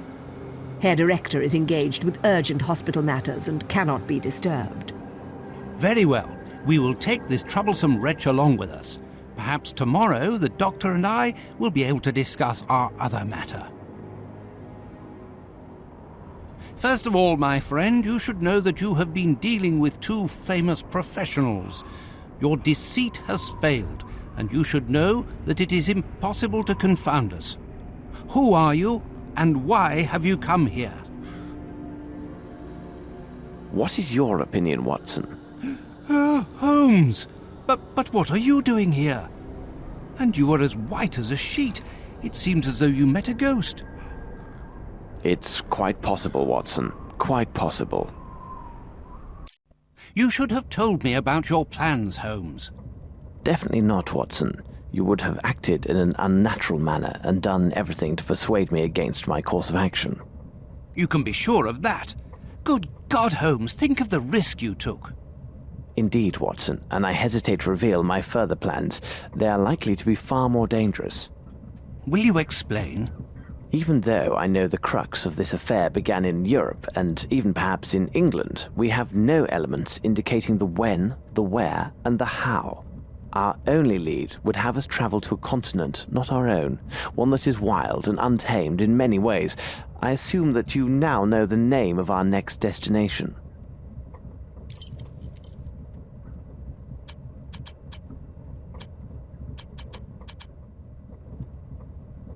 You are quite correct, Watson. New Orleans, Louisiana, located in the wilds of America, our nemesis has a group of his men there, and we must arrive in time to stop them. We must make haste to Le Havre and book ship's passage immediately.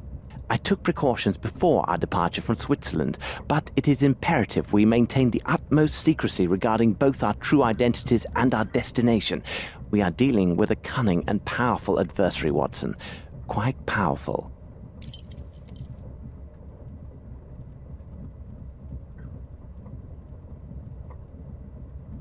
Do you require assistance, young man?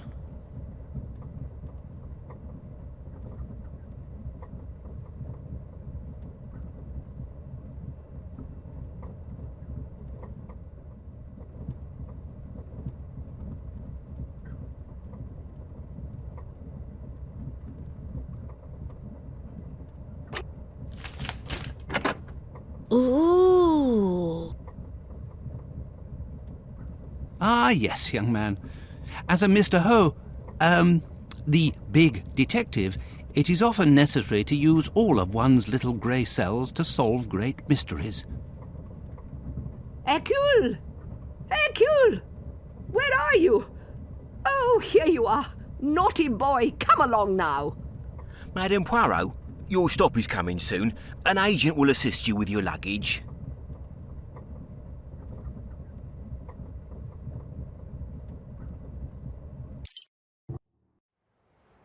As soon as we find a hotel, we shall send for our bags. I took care to leave nothing of value on board. Everything is safe and secure right here. I even have a rough map of the city. As you can see, Holmes, I prepared for every possibility. And here we are in the New World. A whole continent ready to welcome us with open arms. Is this not invigorating, Holmes? Think of the challenge that lies ahead. Indeed, Watson, but let me remind you that we have few clues and time is not our ally, and countless lives rely upon our success. You are right, Holmes. Perhaps we should secure some local currency with our bills of exchange. At the present, we have but a few dollars at our disposal.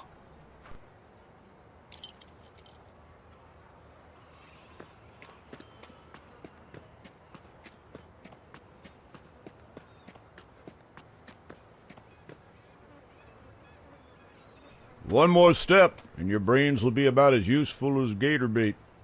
The continent welcomes us with such hospitality, doesn't it? Beg pardon, my good man. Is the bank closed for some time? As long as it takes Mr. Blackman to come back from Baton Rouge with more dollars. You were robbed? Not hardly. We had a jewel sale. When might one expect Mr. Blackman to return? He likely could come back most any day, but he'll be gone 3 days at the least. Is there anyone else who could shed some light on this transaction? You see, we have come from Europe and are interested in a particular set of precious stones. It may well prove to be this same set your bank sold recently.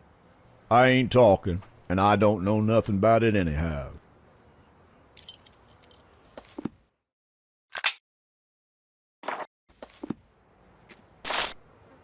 There is one feller, goes by the name of Champagne. He's Cajun. He knows everything that goes on around these parts. You can most likely find him near a pile of planks at the end of the pier. Everything has its price in America, isn't that what they say?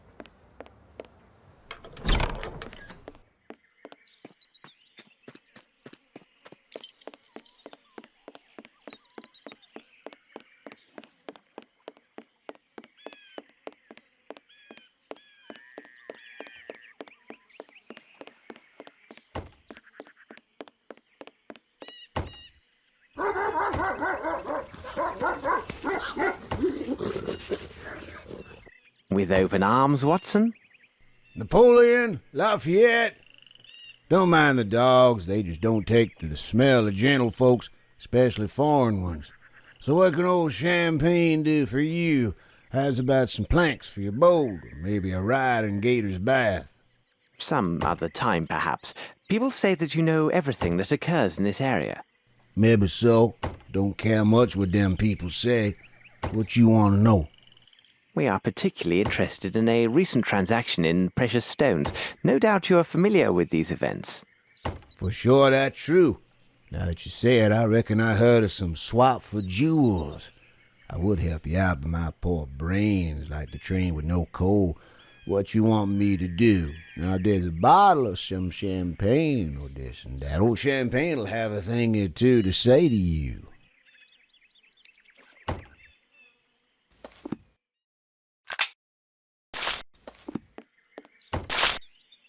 Speaking of that, it come to me true. It was a week ago, maybe two. A butler working for a rich man made himself a jewel trade to Honor and Co. Looks like business to be done fast and with a quiet way. By my foot, the truth is here now. The name of the employer of this silent partner? He go by the name Arneson. He from far up the bayou to the east. He got some crazy notions, Atten. They must be all like that where he come from. No doubt. One other matter. During the last few days, have you noticed any strange ship movements, especially regarding those taking leave of port late at night? You did right by old Champagne, so I tell you true. 5 days ago, a ship, she weigh anchor in the middle of the night. She took sail right after a mess of folks brought a lot of boats to meet her and charged on board. These all came from the swamps. Could be toting contraband. Anyway, left for the old world for sure. Old Champagne keeps to his own self. No reason to know nothing more. And advice to you, stay clear. Those that sticks their nose where it don't belong end up feeding the gators round these parts. We shall consider ourselves duly warned. Good day. And if you wants to go for a ride in the bayou or something else, old Champagne treats you right. I take dollars, bottles of you know what, right?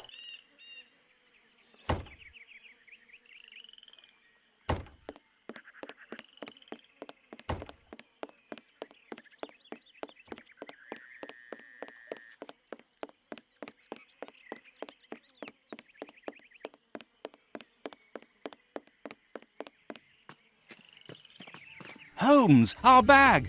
Thief! Stop! Thief!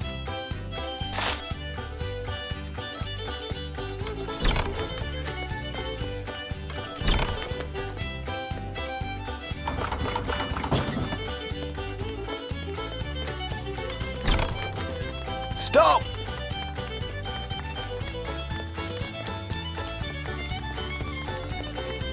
There he is.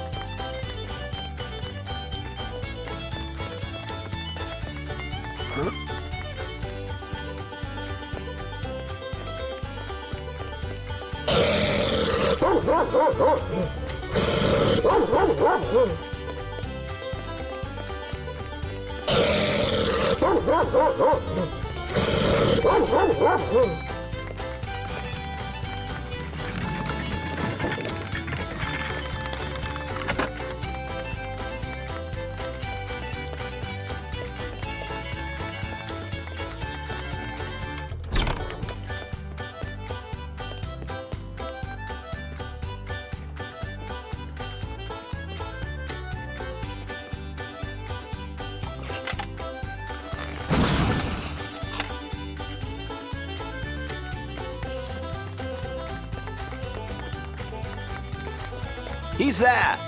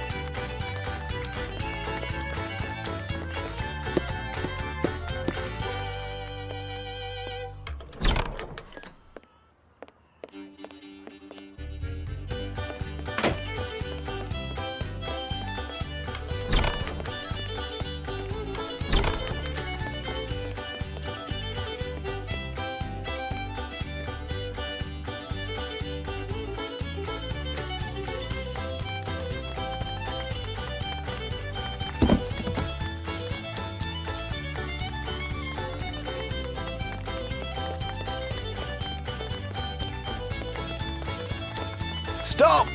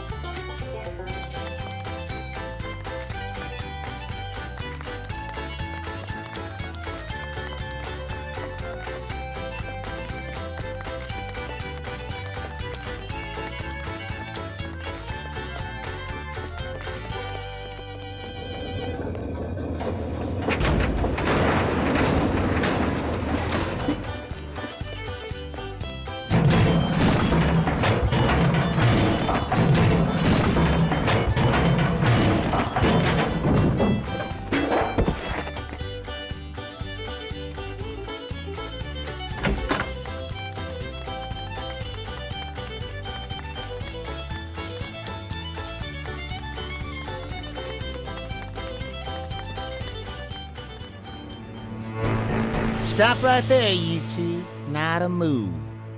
But the thief, he is going to... Thief? What thief? All I see are two foreigners tearing up my wharf, making a lot of noise. I expect you have some sort of papers proving who you are and what business you have in my parish. I assume you have proof you're here legally. What? Of course we have papers in our bag. But that villain, he... Well, upon my word, you allowed him to make off with our bag. What are you insinuating, sir? Are you trying to offend me? Gentlemen, look here. Calm down, Watson. But can't you see that... Watson? So you are Mr. Holmes and Dr. Watson. Please, spare us the pretense. You know very well who we are. And a clever fella in the bargain. Listen to me and listen up good, Mr. Holmes and Dr. Watson.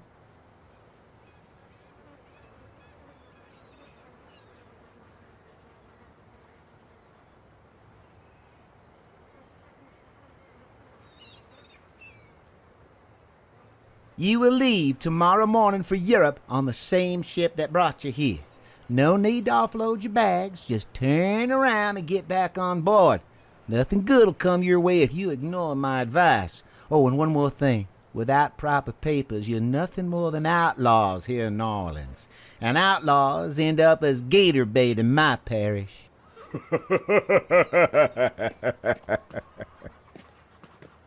With open arms, was it, Watson? Holmes, enough. It seems they were warned of our arrival and waiting for us. Let's find the wealthy side of the city and the house of this Arneson. Come, Watson, time is not our friend. Watson, let's pay a visit to this Arneson.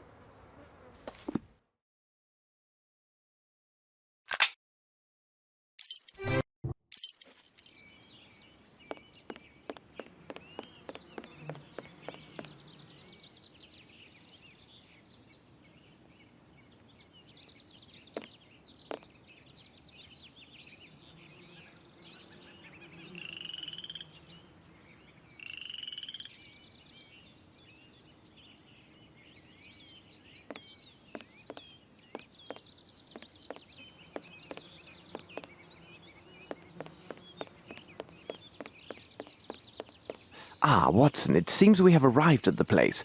Look there, on the iron door.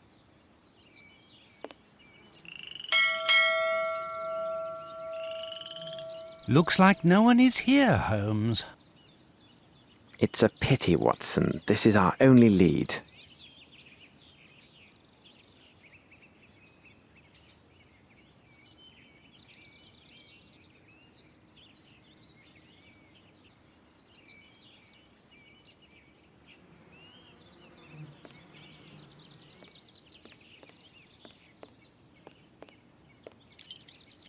Good morning, miss. Please don't be alarmed. We won't harm you, my dear.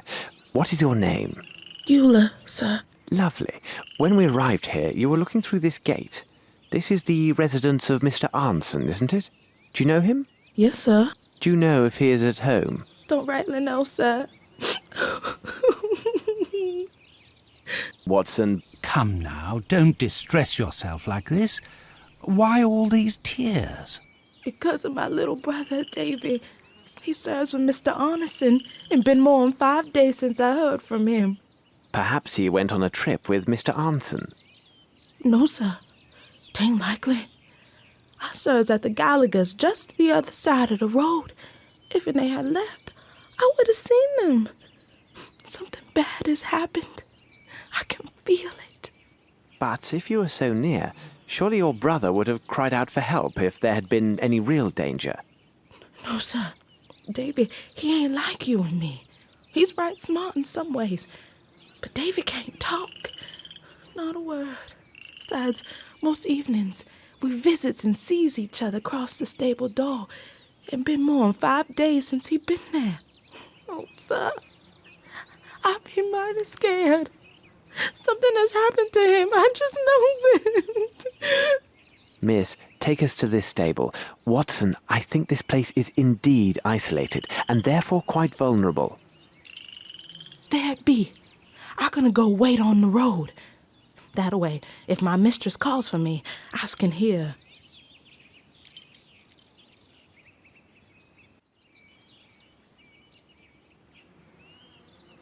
It is hardly secure, Watson. Regard the lock. It has a primitive wooden latch, which is also quite flimsy.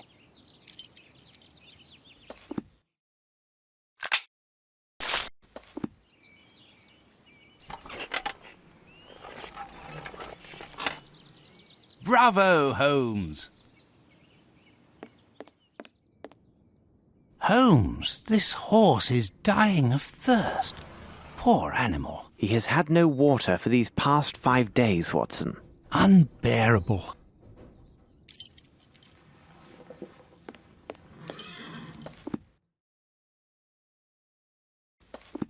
This should prove useful.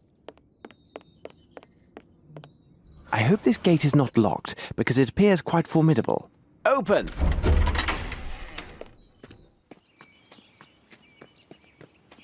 Observe, Watson, these beautiful, well-tended flowers. Someone must care for them.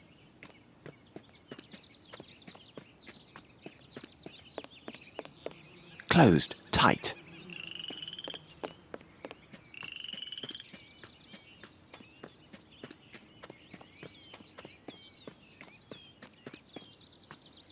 This should prove useful. This should prove useful. This should prove useful. This should prove useful. Water.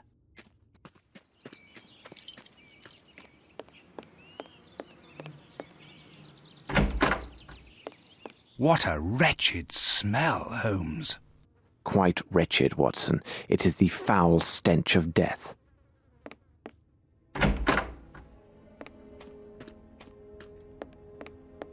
Ah, it's a ham. What a delectable aroma. If only I were hungry. Watson, hold the basin. I think you know what to do with it.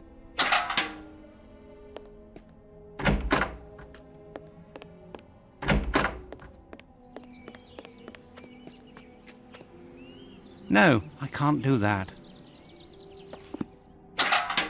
Perfect.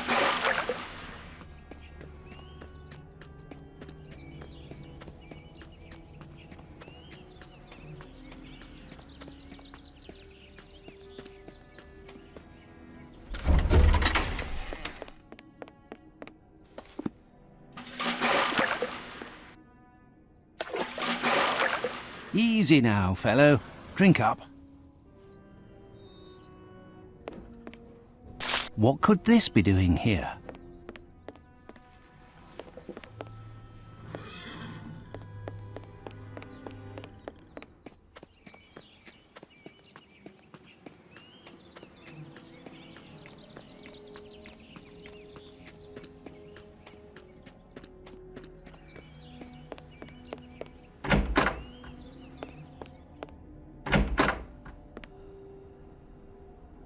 Here you are, Watson.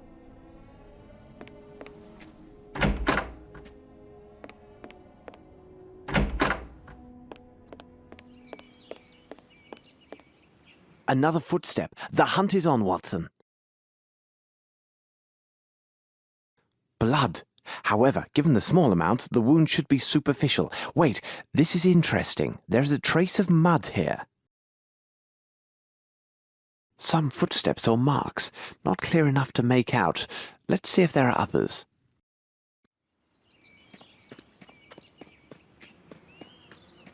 Footsteps. Let's see. Watson, regard the traces in the soil. A body was dragged here recently. Undoubtedly it was a man of great size. More traces of mud. A person wearing shoes thick with fresh mud entered the garden by this gate. They entered the house and then returned, dragging a body back along the way. This erased some signs of their former movements, but not entirely. Fortunately, I have a particular talent for tracing footsteps. A neglected art indeed.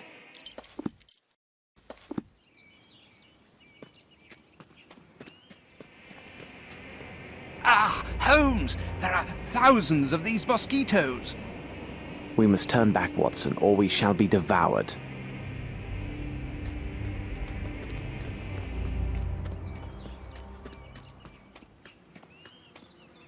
Look, Holmes, a raccoon. Come here, you little rascal. They won't allow us too close, Watson, though the little imps are rather inquisitive by nature.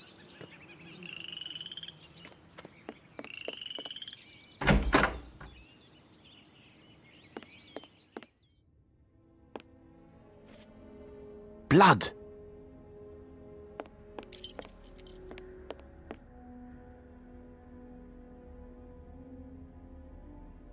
What's this? Someone placed their hand near this footstep. Judging by the size of the fingers, it seems to be a youth. Why would they lean down here? Of course, to pick something up.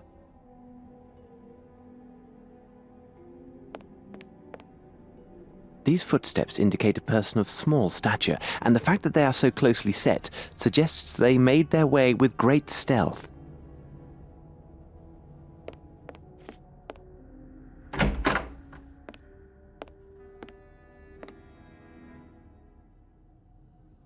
These clothes belong to a servant, and judging from their size, he is a small man.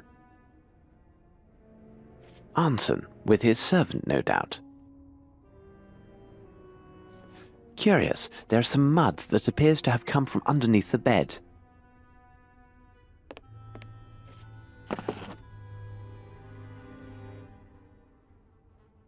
Yes, there is something here.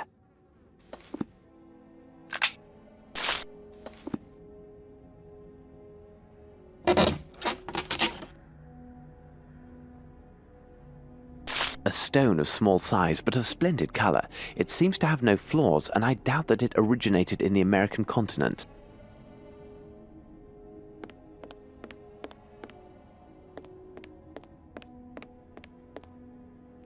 This blood on the ground came from a deep wound. I cannot budge the handle. They must have lodged something behind it to hold fast the door. Shh, Watson, listen. Whoever you are, open up. We mean you no harm. Open the door, for God's sake. It's a matter of life or death. This is useless, Holmes. Watson, your sensibility is appreciated. We shall come back later. Watson, what do you make of this? What a horrific sight. It has lain here for at least a week. On the contrary, Watson, once again you see, but fail to observe. The warmth of the local climate and the exceptional humidity undoubtedly sped up the rate of decomposition. Based upon my calculations, the body has been here for 5 days.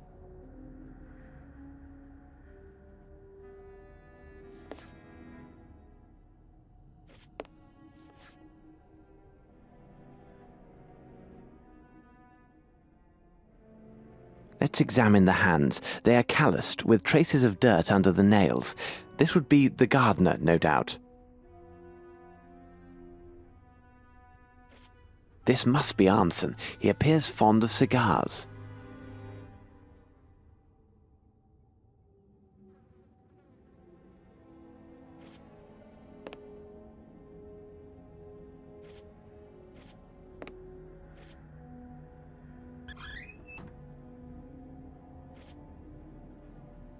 Champagne.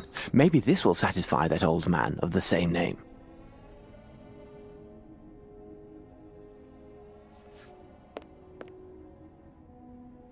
Blood! Interesting. The person who sat here was fond of cigars. They killed the man who was sitting there, and the trail of blood begins here. So this would be the body they dragged through the gate.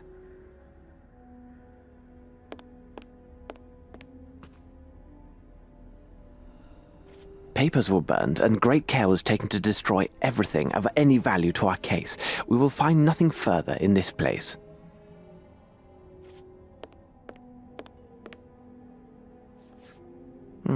The person was struck with a sharp object as they entered. You can see the trail of blood that continues past the staircase.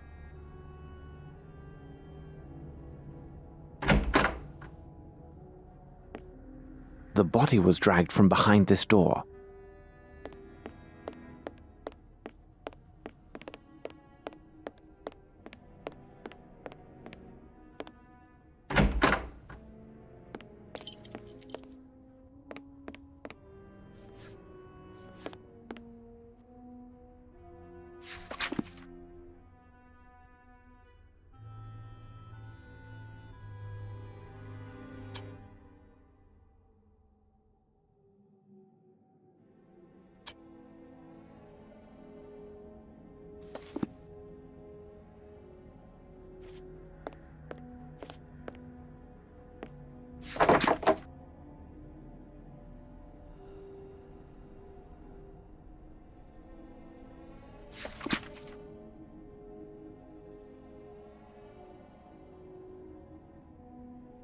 Ah, a book on the fauna and flora of Louisiana.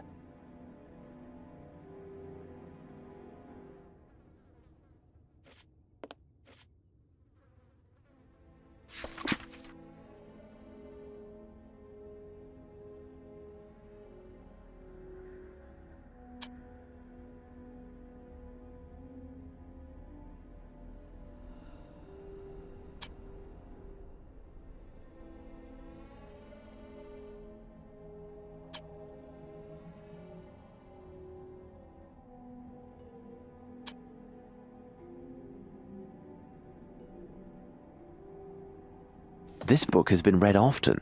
Tales of Fantastic Hunts by D. Niles.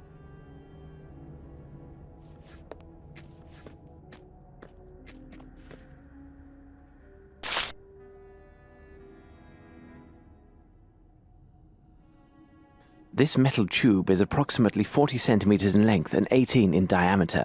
It bears a small tag which reads, "This one without defect. My sincere apologies, E. Otis." What the devil are you doing, Holmes?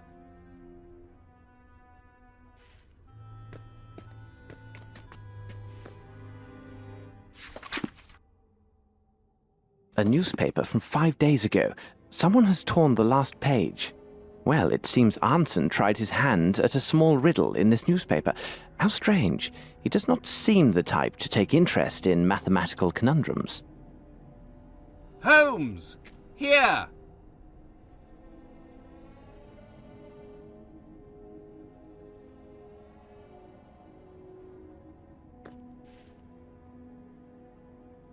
Very interesting.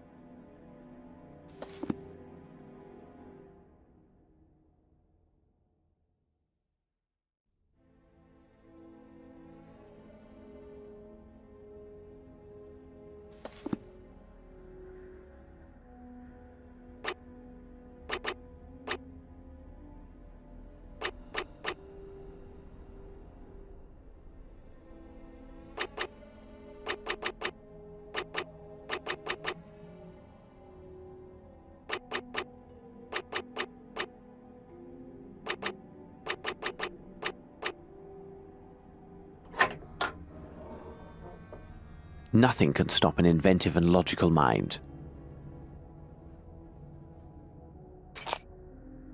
Bah, it's only an air pistol. I would be hard-pressed to shoot a nestling from a branch with this weapon. Besides, it's not even loaded.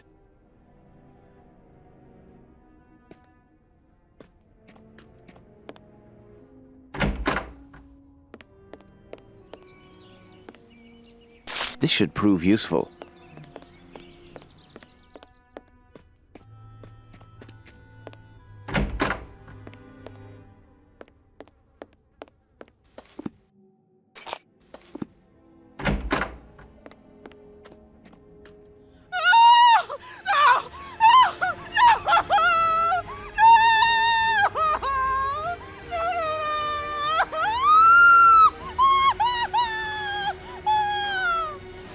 Watson, that shouting! Something is happening! This must have come from the stables, Holmes.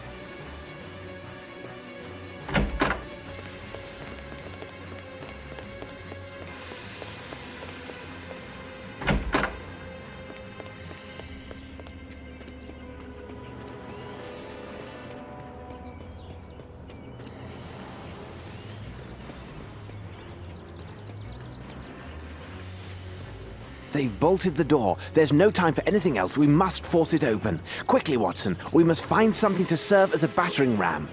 We must act quickly, Holmes. This must have... Watson, this can serve as a ram to take down the door.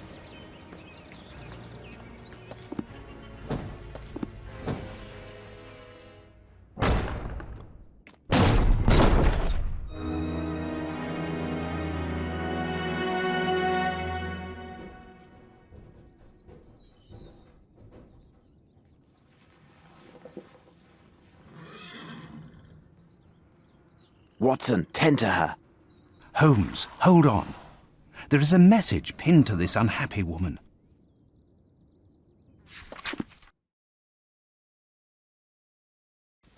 Holmes, she is still in shock. I must stay with her.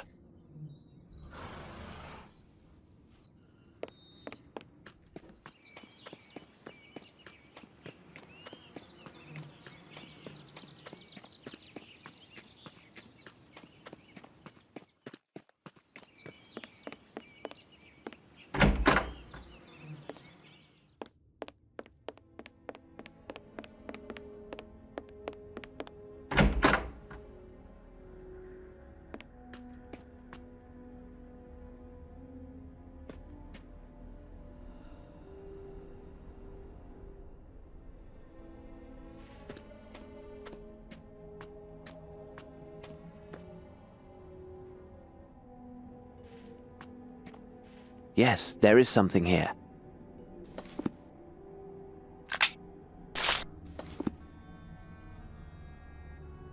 Strange drawing. It says, only the best gunmen earn the finest arms.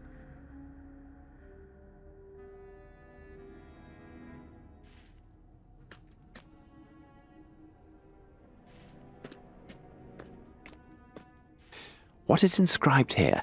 My best trophy. A strange hunter, this Arnson.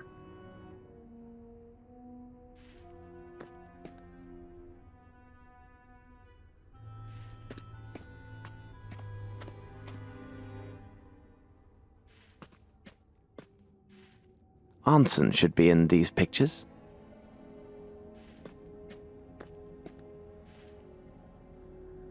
A lovely piece. I must say it's the highlight of this exhibition, but I dare say it shall prove useful.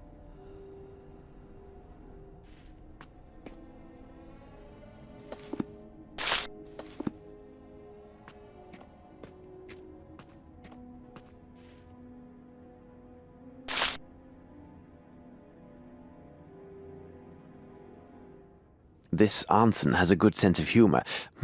He and this girl should be very close. Perhaps she has some information.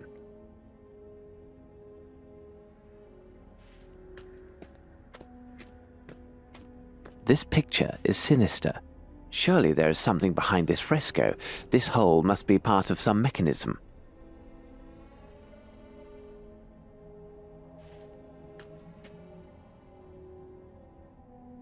It will be necessary to get a shot in that hole while standing on the flagstone that starts the mechanism. But the pistol is not loaded. It will be necessary to find another way, and I must do this alone, as Watson must remain with this poor young woman.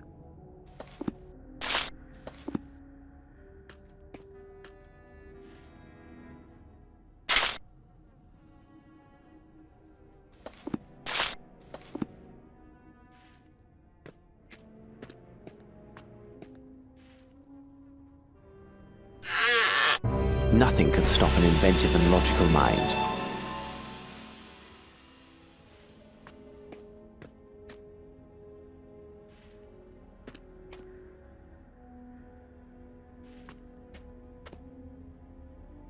It is possible to take down an elephant with one shot using these weapons. Unfortunately, the metal grid is too solid to break through.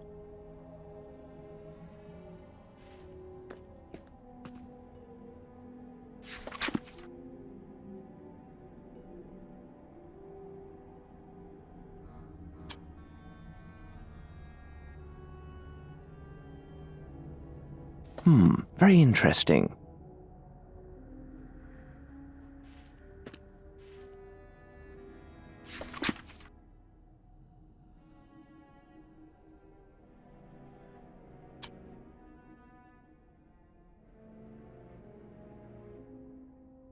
How dreary, the swamp. We must hold fast, as it is imperative that we go there tonight. Everything in good time. First, I must find Watson.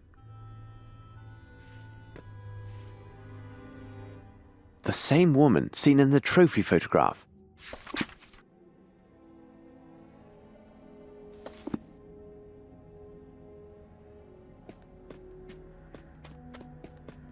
Nice lemons.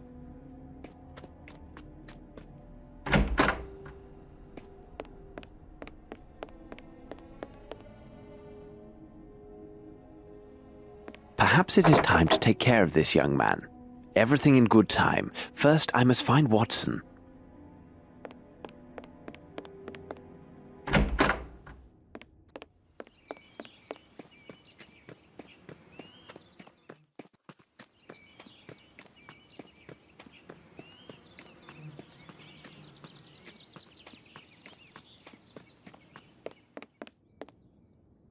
Watson, read this. It sheds light on a dark and sinister enterprise. Arneson was in contact with the Northwood Agency. He wanted to inform them about the activities of Ashmat. But why? Because his servant was secretly selling the same stolen jewellery sought by this agency. How is she, Watson? It will be difficult for her to speak for some time. She had a narrow escape. Can she walk? Yes, but why? Come with me. Your brother is behind this door, miss. He is wounded, but only superficially. It is extremely urgent that he opens this door. Can you call to him? Perhaps it will draw him out. David. David. Young man, I know that you can hear and understand me. We are here at the request of your sister, who is with us now. She is very worried about you, and rightly so. The man with me is a doctor. He is going to look at your wound and ease your suffering. Please come out. Everything will be all right. Open the door, Davy. These gentlemen talk true. Come on now. Open up the door for Eula. Miss, you should go and get some food for your brother. He must be very hungry. Have you finished, Watson? Well, yes. Very well. Please understand, my young lad, and you too, Miss Eula. We are here to solve an affair that risks many people's lives. Furthermore, we have very short time to save them. As for you, young man, you know some very important things. You must tell us everything and leave nothing out. But what are you going... Listen to me. I will tell you a story. Davy, 5 days ago, at night, you were woken up by noises from the dining room. First, you heard the voice of the gardener, and then a loud blow to the floor. You got up and took the candle, which was lit. Then you went to the dining room. On your way, you found something on the floor and picked it up. It was likely a piece of paper. Afterwards, you went to the door of the dining room and saw the dead body of Colin the gardener soaking in a pool of blood. You also saw Ashmat, the other servant, dragging Mr. Arneson, who seemed dead, towards the door. Ashmat saw you, struck at you with his knife, and caught you in the arm. Seeing that this blow had not killed you, he raised his knife to strike again and eliminate the only witness to his heinous crime. But something stayed his hand. The item you picked up was far more important. He paused to snatch it up, giving you time to run away and barricade yourself in your room. But if you were there, why didn't you do anything? Mr. Holmes was not there, miss. But if he tells you that things have happened in such a way, you should believe him without any doubt. Then you are a kind of hoodoo man. In some way. David, do this man tell it true? Is this what happened?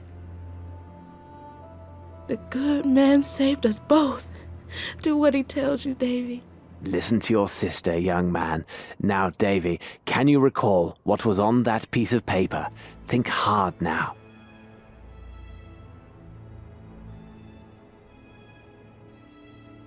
Watson, your notebook.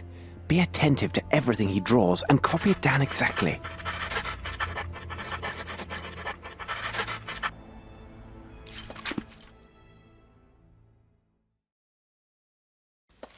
Holmes, can we trust these figures and make sense of them?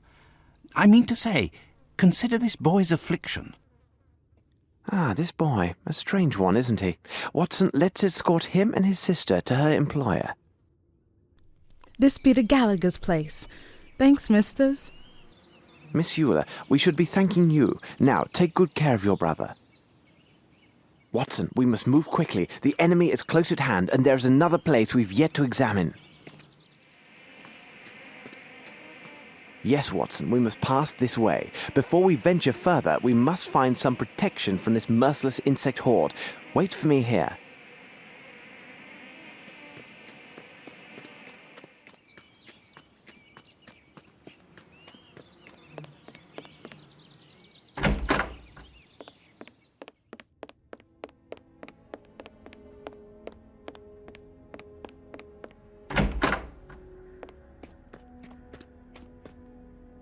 This should prove useful.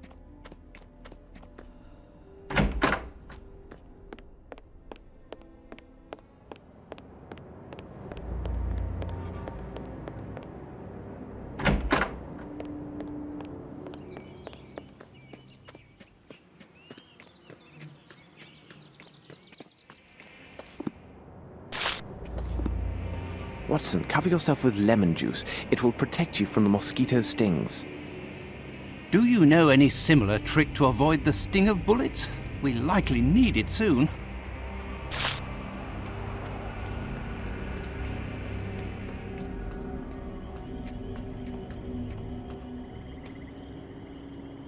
There are signs of a struggle here. Perhaps Arnson regained his senses and fought back. Blood, and in large quantities. This bush has been stripped of its lower leaves and slightly uprooted. Someone grabbed hold of the brambles and refused to let go. His adversary, unable to get him down due to the man's tight grasp, must have cut off his hand. I would say his right. What a horror! Rather, and quite determined.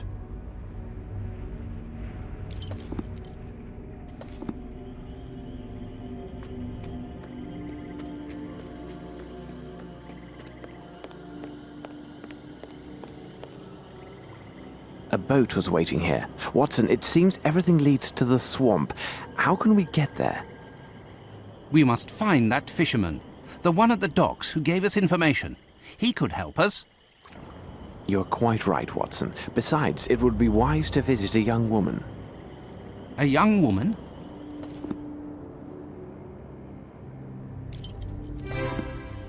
Run, Watson, run!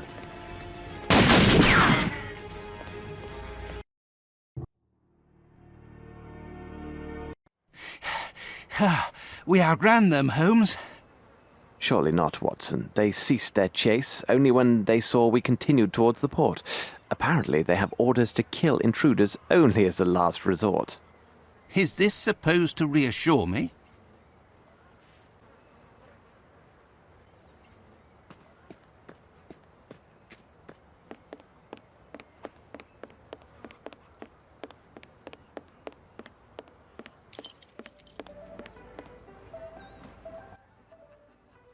Good evening, my darlings. Come to have a little fun, have you? Well... No, madam. We merely wish to speak with one of your boarders about an extremely urgent matter. Of course you do, darling. How much money you looking to spend? The matter is... Madam, I must protest. It's not what you think. This is extremely urgent and involves nothing questionable. Oh, sure. I understand. I know all about these urgent matters you fellas have to talk about with the girls. But unless I see the color of your money, you and your urgent matters best keep on moving. At least there are two of you. You can always lend each other a hand. What did she just say? These Americans have such colorful expressions.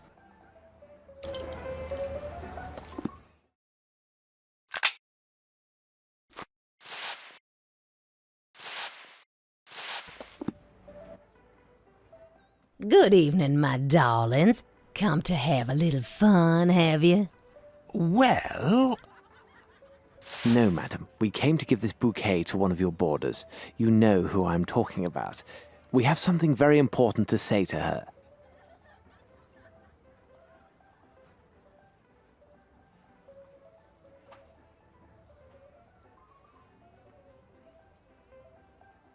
Good evening. You brought these flowers? Who are you? What's happened to... Mr. Arnson? We still do not know exactly what has happened with the gentleman, but we are here to try and find out. Listen to me, miss. Lucy. My dear Miss Lucy, my friend and I have come here all the way from England. You may have seen us this morning with the sheriff. Are you working for him? No. Actually, we suspect him of obstructing our investigation. Our case has some remote connection with Mr. Arnson, so we went to his home to talk with him. While there, we found evidence he has been abducted, and one of his servants had been murdered. Kidnapped? But why? I don't know, but time is running out. Please tell us what you know about Mr. Arnson. And, Miss Lucy, omit nothing. Even the most trivial of facts may prove to be of great importance. He is such a kind man, and had promised we would be married this autumn. He arrived in New Orleans about 2 years ago. He's a hunter, and was to stay but a few weeks. He was after something in the swamp, Lord knows what. Then we met here. I had just started working, you see. Madam said that she would let me leave only if my debts and worth to her was paid off in full. A few weeks ago, Mr. Arneson, said that he had the solution. Maybe he had the money and was kidnapped by people who wanted it. It would have been a small fortune to most folks around here. And you know where he could have hidden it? Oh, I don't care about the money. If it could bring me back Errol, I'd give it away gladly. He showed me a secret room upstairs. He shoots with a gun to open it. He says that nobody else can succeed but a real marksman. Behind the wall is a cupboard with weapons and a little box hidden behind a big rifle. His money is inside. To open the gate of the cupboard, he uses signet ring that he wears on his right hand. But how can any of this help you? You don't have his ring. You have been of greater assistance than you may realize, Miss Lucy. If Mr. Arneson is still alive, we shall bring him back to you. Come on, Watson.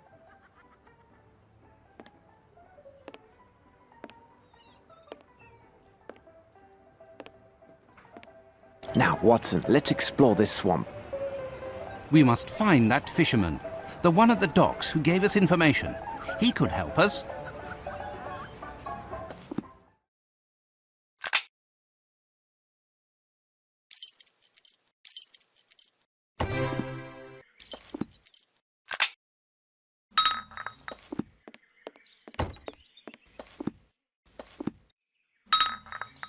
Will this cover the cost of a boat? It been kept in a bad way. My foot, it warm now for sure. All this'll get you is them planks from the woodpile round there. And one of your lanterns. Sold. What do you expect to do with this, Holmes? Build a raft? Watson, let's pay a visit to this Arneson.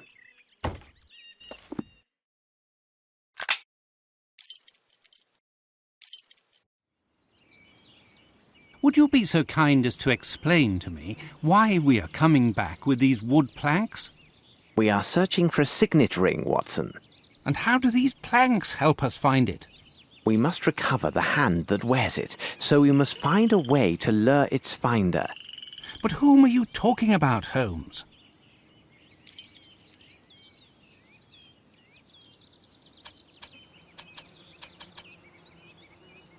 The facts speak for themselves, Watson. The key that unlocks Arneson's cupboard is the signet ring he customarily wears on his right hand.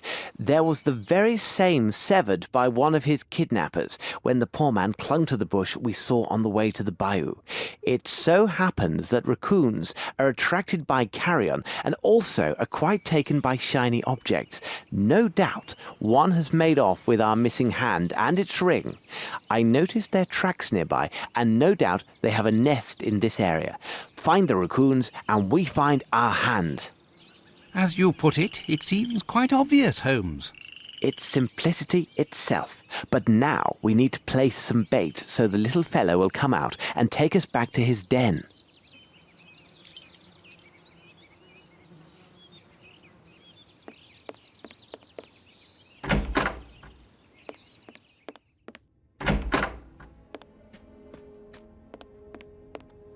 I'm going to set this outside to attract the little devil.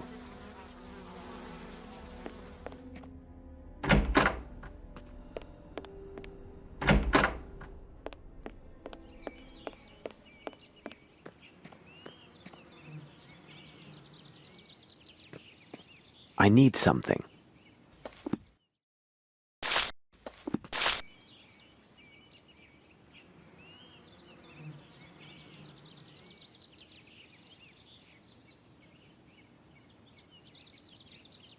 Watson, there's the nest. It's on the roof, above the balcony.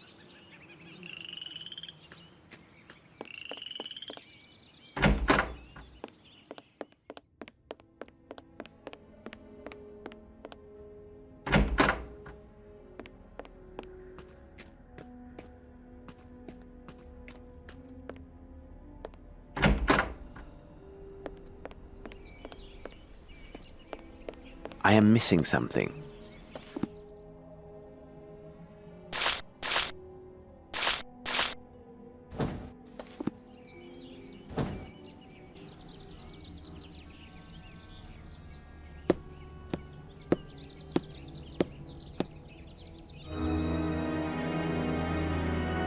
Excuse me, madam. I'm merely passing by with no wish to disturb you, although I'm sure you found Mr. Arnson to be a man of good taste.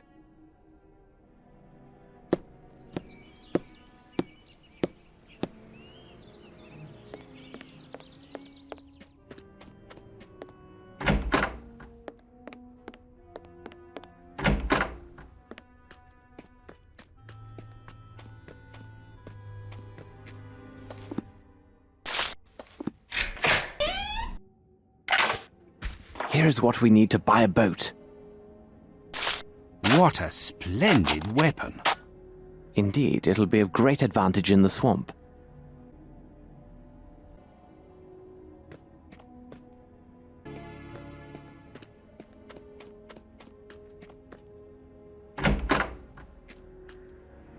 You should have listened to me, Mr. Holmes, and gone back on your boat. It's the sheriff. Quickly, load the rifle, Holmes. No, Watson. Forget the gun and see to the ladder, and quickly.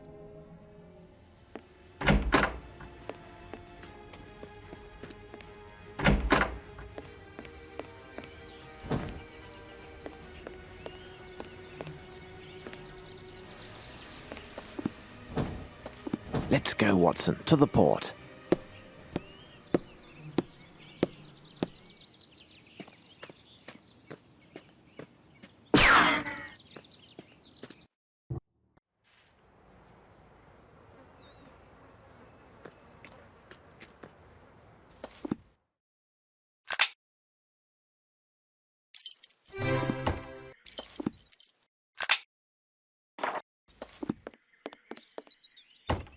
Have we enough to buy a boat, sir?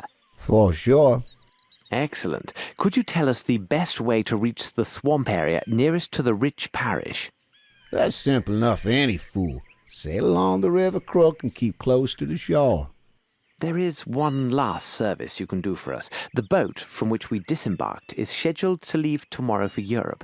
Could you take a message to the crew for us? We may need for them to hold their departure until 8 o'clock in the morning. Will do.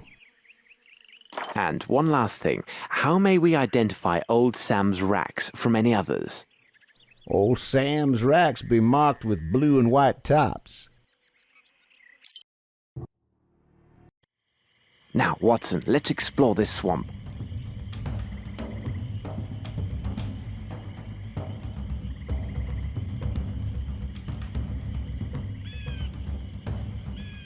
Here is the hidden passage near Old Sam's racks. We are on the right course, Watson.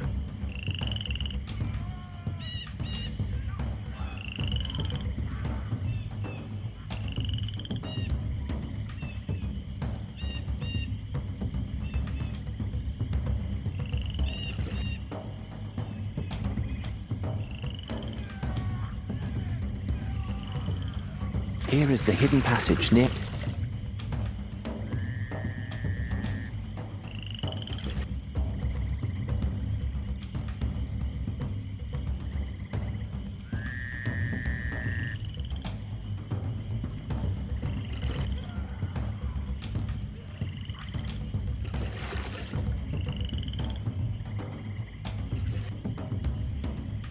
Blood! Here now, this is hardly reassuring.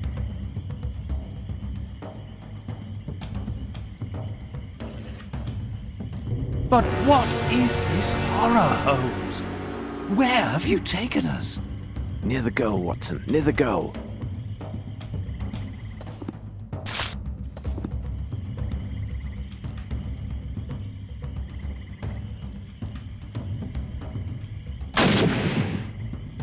Bravo, Watson. Here is what will draw these reptiles in that direction and free the passage. Much better. But let's hurry and get ourselves across before we become their next course.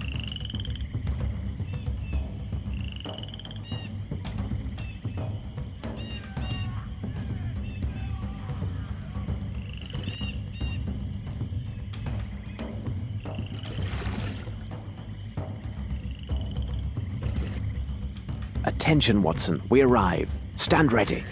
Here now, this is hardly reassuring.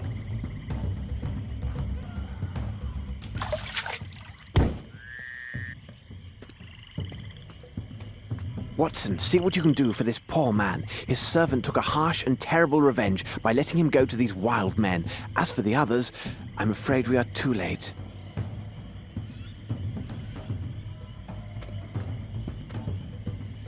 Pitiable and blind fools! Are you not aware of the Great One's arrival?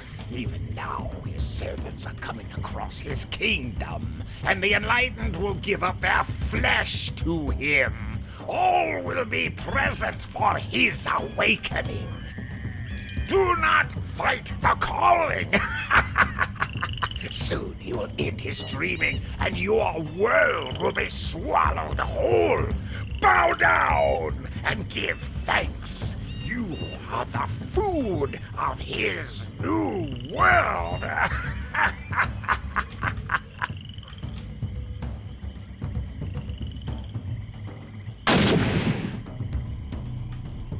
I've got it, Holmes! This sinister figure was also a cannibal. Bored by seafood, was he?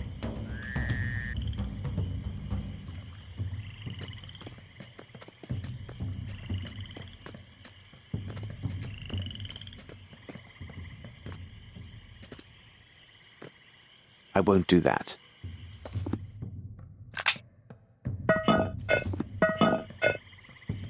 What a strange book.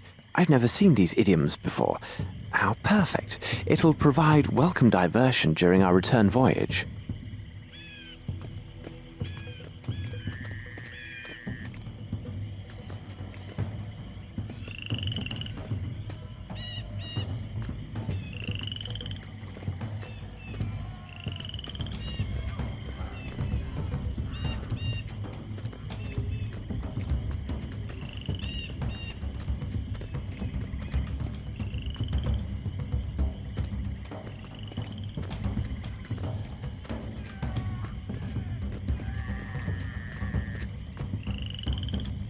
A good number of people have been here, not long ago, and indeed not freely.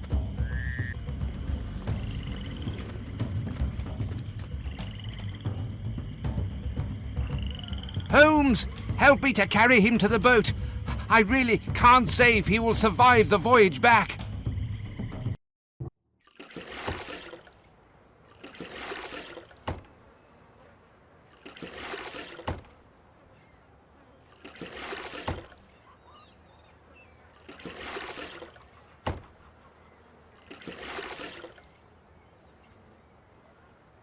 By the devil, that'd be Arneson. Indeed. Do you know someone who can be accommodating and tend to him? You takes yourselves round and seize that little Lucy what lives on the boat. I know where Lucy is. Please, help my friends to lift this poor man to the wharf, and I will go find Miss Lucy. What can we do for you, my pretty one? Dear madam, could you tell Lucy that we have found Mr. Arneson, and tell her to hurry? This may be her last chance to see him while he still breathes. Lucy! Lucy! Ah, here you are. This gentleman found your fella. My God, can it be true? Sure enough, as he say.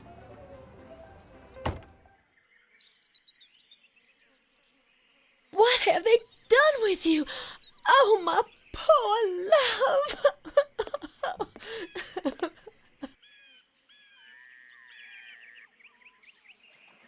He has lost his hand and is in deep shock. But with rest and tender care, he has a good chance to survive these injuries. Oh, madam, please, please. If I could have a moment, we found this sum of money, which is a large amount and belongs to Mr. Arneson. I think it is fair to entrust it to your care. Well, this seems all right then. I will take good care of you. You'll see, my love. About Arneson's place, there was some disorder left there. If you could be a good man and set things right. You can count on old Champagne for every little thing. Now that's a fact. I can see our friend is in good hands. We better hurry, Watson. I see our ship is making ready to leave.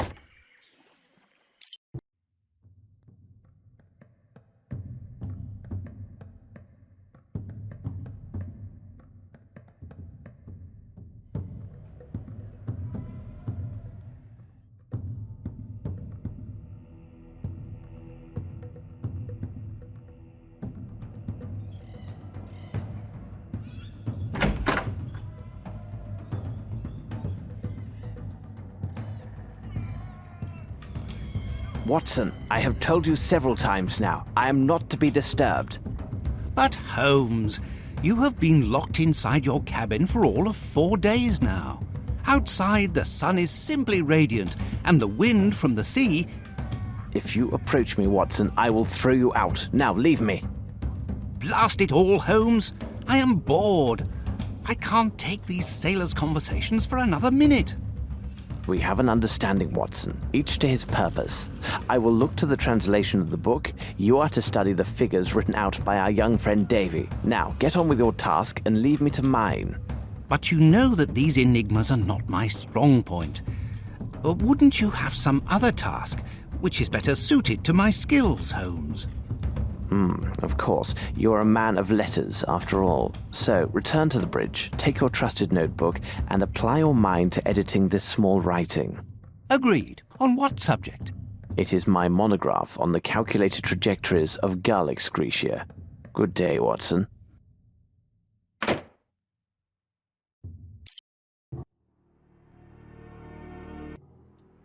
I see we have received a message, undoubtedly from my brother Mycroft.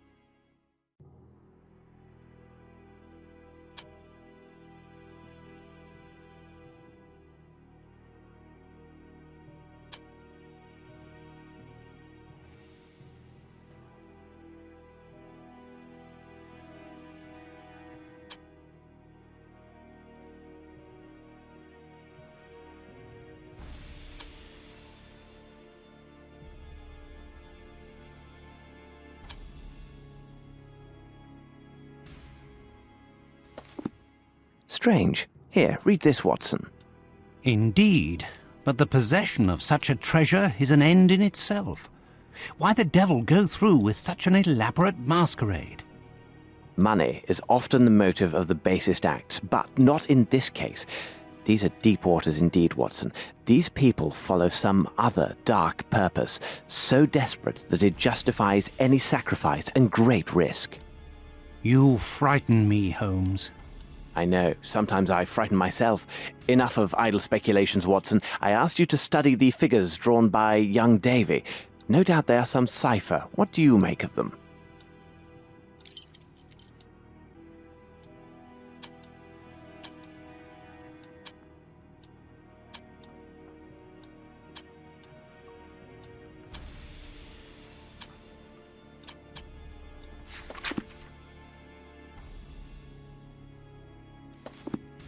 Indeed, they are open to but one possible meaning, even if it eludes me at present. As for my own enigma, I have failed to penetrate the secrets of this book. The language is archaic, and my own modest knowledge of ciphers is sorely tested. I have succeeded in drawing forth only insanities and other absurdities. According to this book, if my translation is exact, if one makes this mark with human blood, and then with conviction recites this illuminating verse, the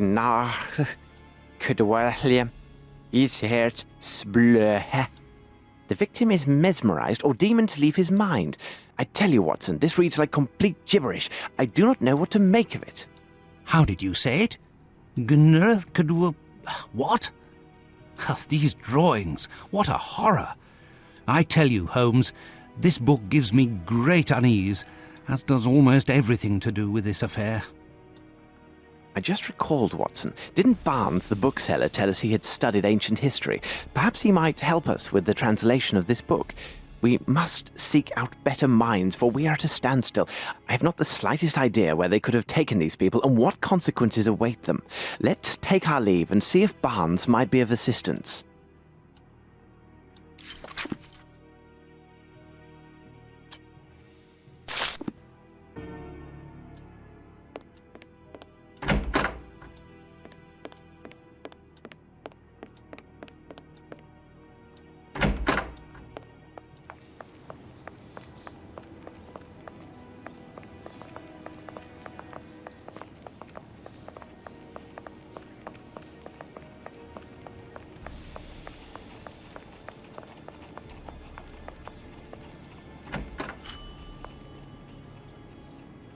Mr. Holmes, Dr. Watson, a real pleasure to see you. I say, where have you been? You've stayed away for some months now. Indeed, we took a very long journey and barely made it back. However, we have more important matters to discuss. Didn't you say you have some knowledge of ancient people, their language, writings, and customs? Indeed I did, Mr. Holmes. Why do you ask?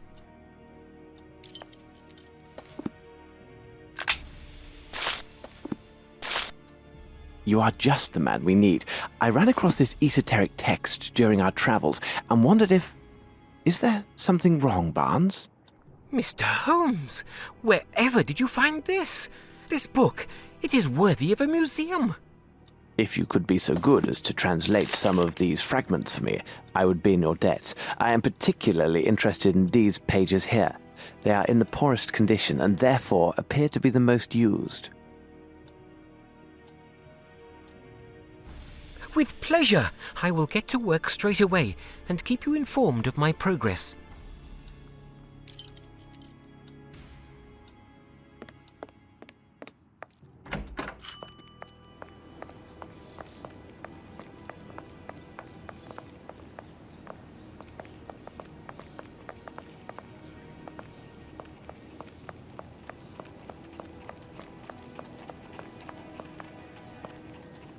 Strand! Get the Strand! 3 ships still missing at sea! All aboard feared lost! Get the Strand! Latest word on the missing ships! Give me the latest edition, there's a good lad. Thank you, mister.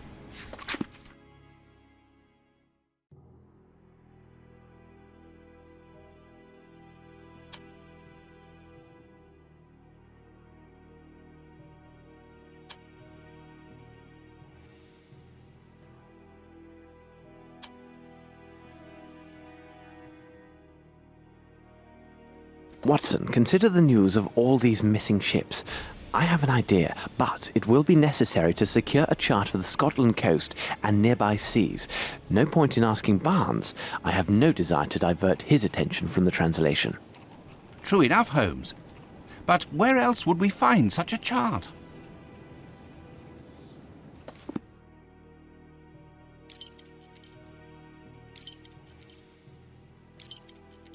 It's elementary. It is a sea chart we seek. We must go to the harbour.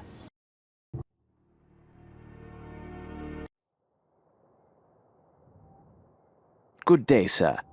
Good morning to you, gentlemen. Would you care for a pint, or perhaps something finer? Thank you, but at the moment I have need of information and will have to miss another glass of your fine ale. More's the pity. Would you happen to know where I could find charts of the local waters? They're all kept at the harbour master's office, but I'm afraid only those with port business are allowed to enter. I trust you understand. Precisely. What I need is a chart of the Scottish area, where all those ships have wrecked recently. Indeed, such a sad tale. All those poor souls lost at sea. It seems as if the very devil is at work there. Hang on, a chart of the Scotland coastline, you said? It seems to me I have one in my room over there, behind the bar. Here's the key. Take it and have a look for yourself. If you find it, it's yours for the taking.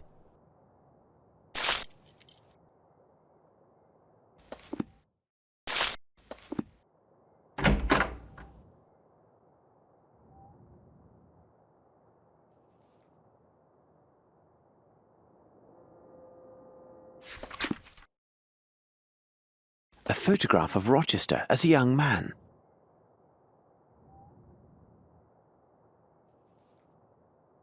I have what we need, Watson. Now, let's examine this map.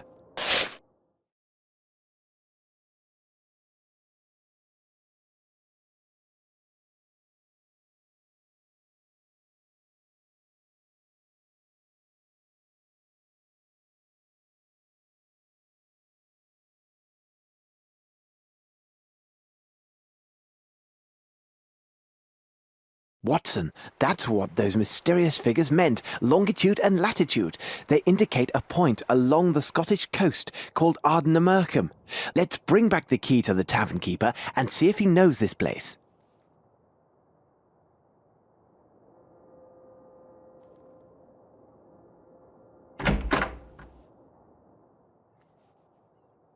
Did you find everything to your liking? Indeed, you are as good as your word. I found the charts just as you said. Does the name Ardnamurcombe mean anything to you? Ah, yes. It's a lighthouse along that very coastline. Legend has it, the place was built over a pirate's hideaway. In fact, now that I think on it, that spot is right in the middle of the tempest that is taking down all those ships.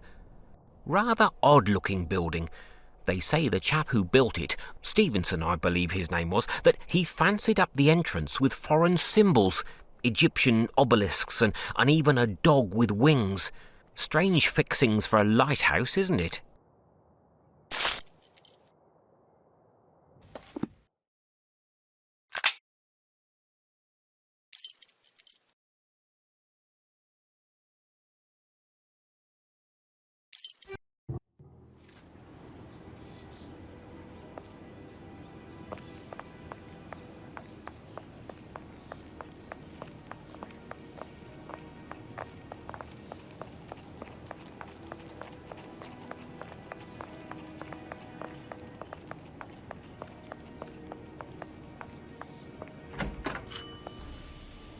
Mr. Holmes, I was able to translate the pages that you wanted. Come, I will show you.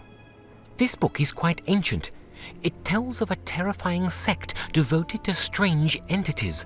The descriptions are vague, but we can presume the origin of this myth arises from the destructive Leviathan represented in the Bible, a creature said to sleep and dream in a strange city under the sea.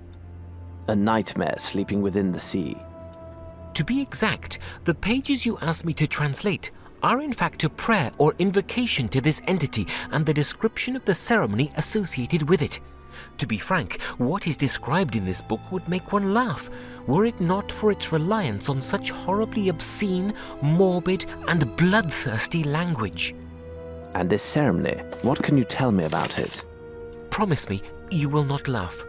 The book says that hundreds or thousands of years ago, during a particular alignment of the stars, a priest performed these rites, invoking the name of a destructive Leviathan. The priest intoned his name and called for his return to this earth so his followers could give him his due. The priest then asked a representative of each nation on the earth to recite the invocation and sacrifice themselves to the sea from atop a colossal natural rock tower surrounded by water. All this is quite absurd, isn't it? Pray continue, Barnes. As you like. It goes on to say that the ceremony must be held under the image of the messenger of the outside gods. Nothing more exact is said on these entities. However, from their description, their messenger would have a form rather close to the Egyptian Sphinx, except that his face is without feature and jet black in colour. So an idol in its likeness must be present during the ceremony. But can you imagine that? Some so-called priest and an international crowd atop a tower singing in unison before some faceless winged stone lion? I can imagine it very well, Barnes. You say that these people are to throw themselves into the sea so that their god will have his due. But what is it about? What does this god seek?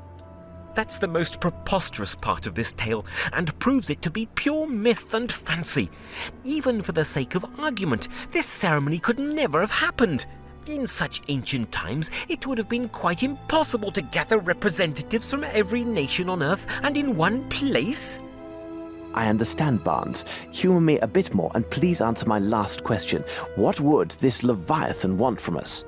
Indeed, we would owe this creature our world. According to this, complete the ceremony and the collective sacrifice, invoke the demon, and he will arise and swallow the earth. Yes, Holmes, they sought nothing less than the end of the world. What nonsense! Thank you, Barnes. I must leave now. Goodbye. The newspaper dating before our departure. Watson, find it. There was some article about the current alignment of the stars. This may tell us precisely how much time we have left. But Holmes, surely you can't believe... The newspaper, Watson. Find that newspaper.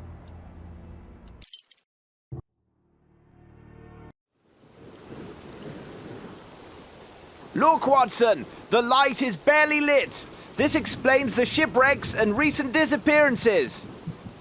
Holmes, if we do not find a place to land, and soon, I fear they will add our names to those poor souls lost in these seas.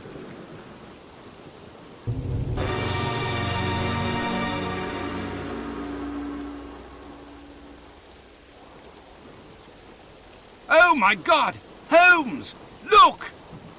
The sea! It just swallowed him! Lambs for the slaughter!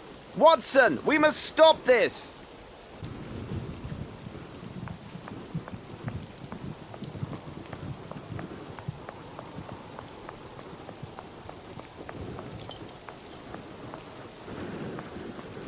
They took particular pains to give this statue a featureless black face.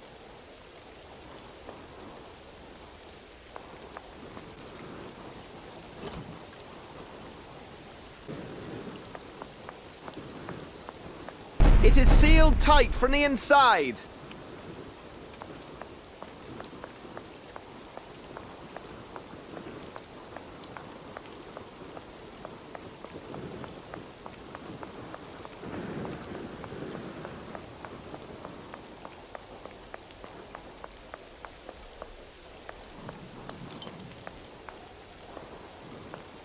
This rope is hardly reliable, but it's the best that we have.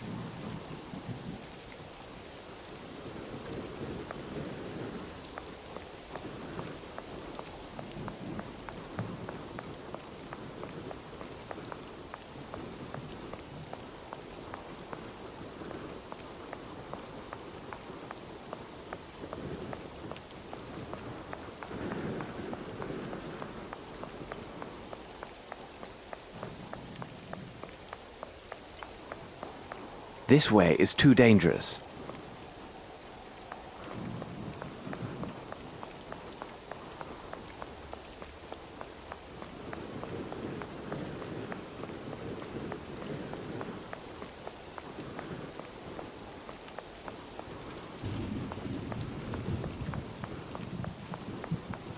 This way is too dangerous.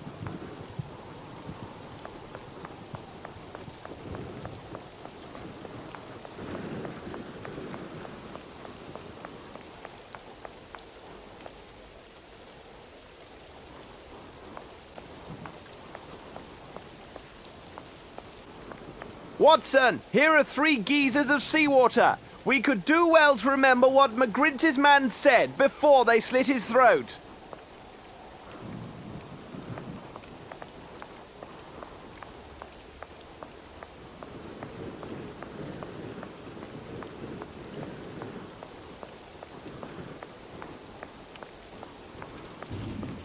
This must be the place. You know my methods, Watson. Let's examine the soil closely.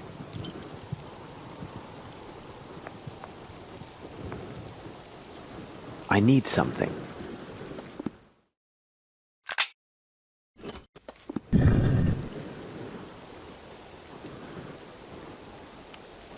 I begin to think those pirate tales are more than mere superstitions.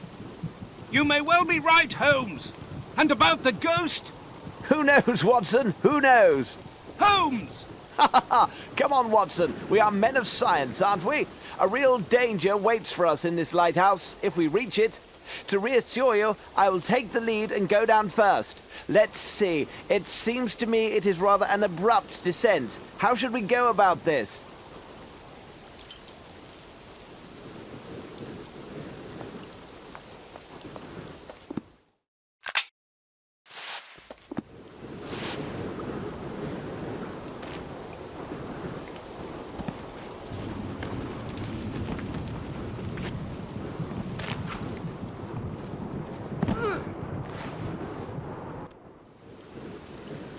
Holmes! Holmes! Can you hear me? Holmes! Are you all right? Don't worry, Watson. I appear to still be in one piece. This rope is finished. But fortune is on our side, as the lantern is undamaged. This ground is unstable. I dare not take a step without the light. Holmes! I will try to join you! No, Watson, stay where you are. This rope is useless. We are quite separated, my friend. I will try to find the way to the lighthouse alone. Although, to be honest, I would feel much better with a weapon at my side. No, keep your pistol. It could discharge if dropped. Here now, I have an idea. Toss me that iron bar instead. Watch out! Watson, what rotten luck! It is stuck! Holmes! I can't understand what you are saying! I can barely make him out. Bad luck. The hole must be blocked with debris. From now on, I have only my wits to serve me.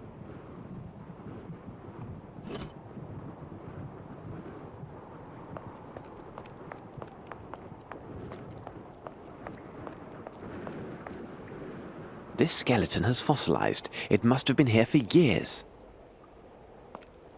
The only foe I could hope to beat with that is a serving of pudding, and even then only if it were lightly prepared. I need something.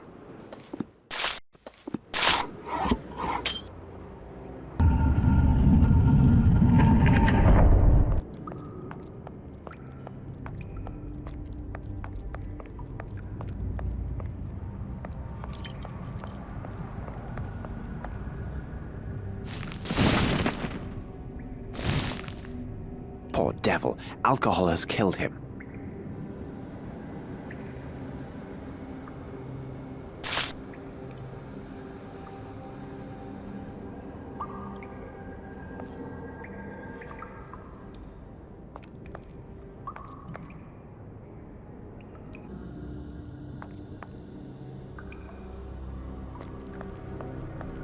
Now it can't be used for anything.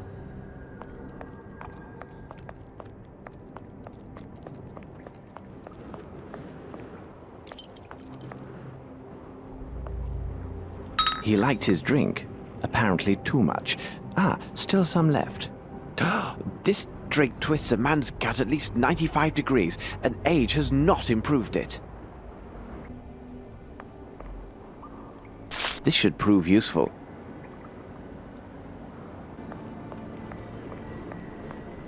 This will do nicely as a ladder.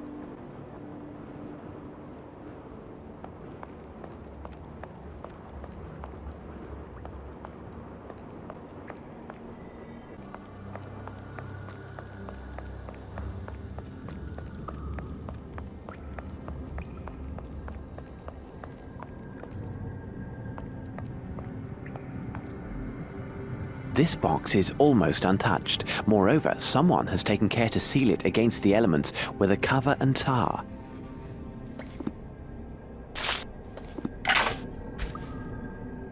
Sails, sails, and more sails.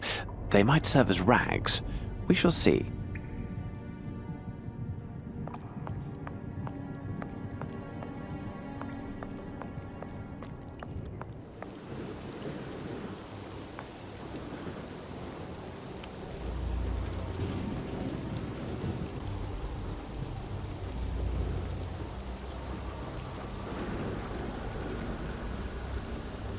Yes, there is something here.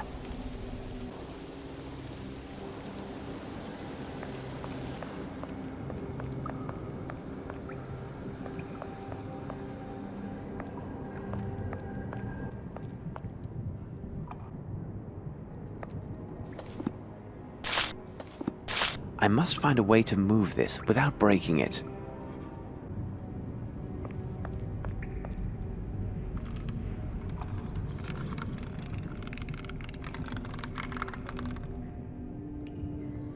And there, it is done.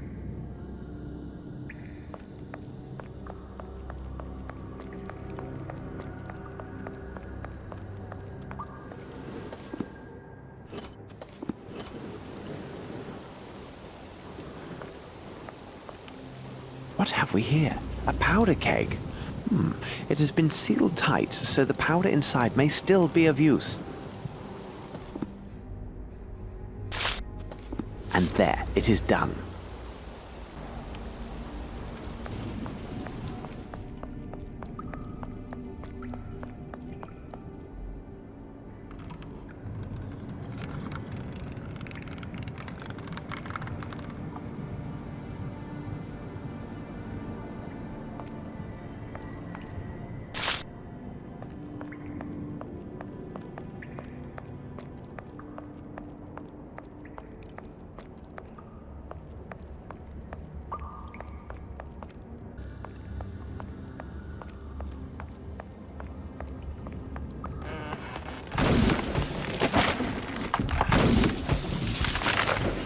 I am still alive, but I have broken my lantern.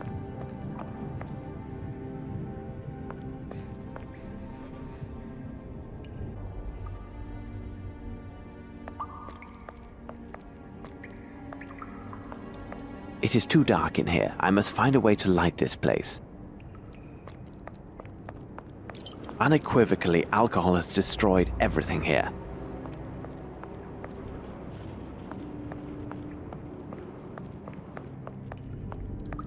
Perhaps if I call out, Watson will hear me. Watson! Watson!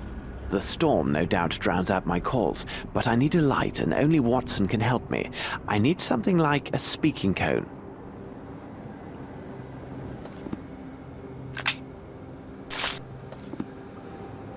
Watson! What? Is that the ghost? Watson! It's me, Holmes! The ghost of Holmes? Whatever are you up to now? Watson! Woohoo! Watson!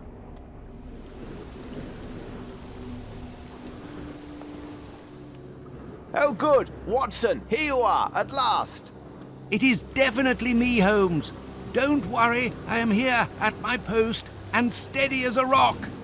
Rather hard of hearing lately. Sorry, my dear Watson. Would you happen to have some matches on you? Well, yes. Take these. Thank you, Watson. You've done all you can. Now go and find some shelter from this storm. I believe I'm on the right path now. No bother at all, Holmes. I will be close by. Just call out, and I'm your man.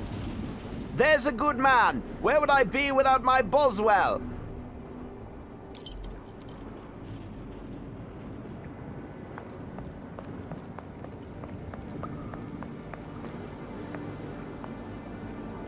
Some of these bones have fossilized over time. I could use them as torch handles.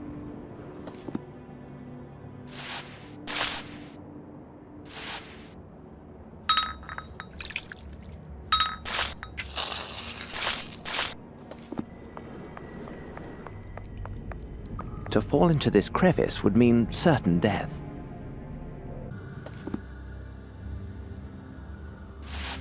The bomb is ready.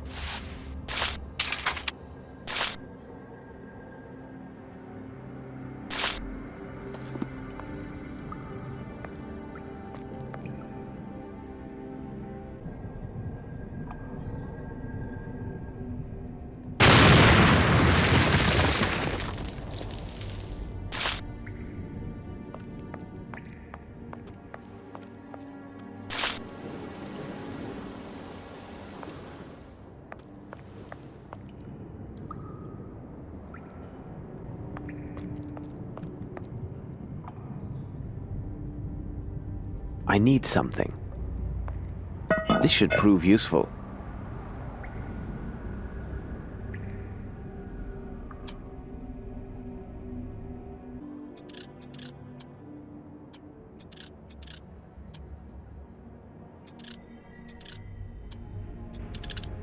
And there, it is done.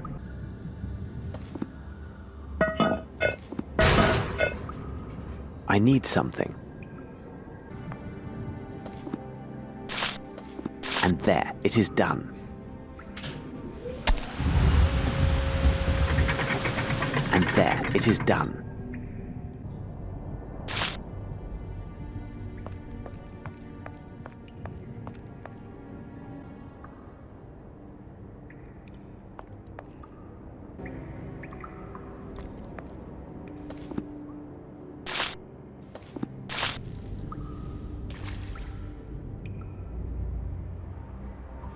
Yes, there is something here.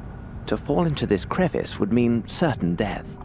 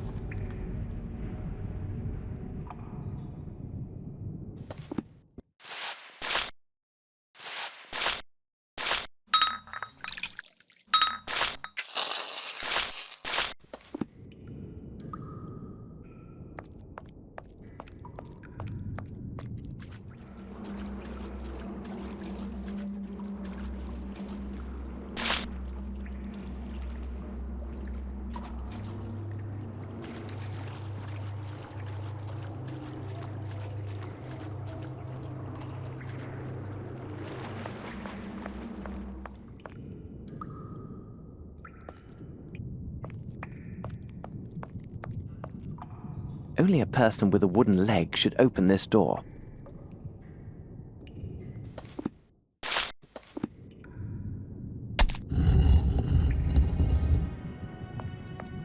The treasure was poorly concealed after all. Why, even a child could have found it. Now we must move on to more serious concerns. Could this be a way back to the lighthouse? A truly magnificent piece, and in such good condition. The treasure was poorly concealed after all. Why, even a child could have found it. Now we must move on to more serious concerns. Could this be a way back to the lighthouse?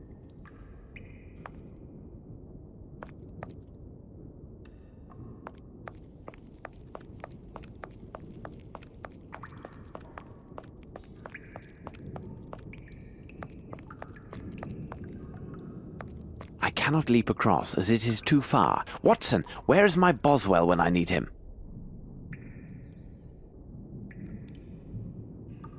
Watson! Watson! Here am I, Holmes!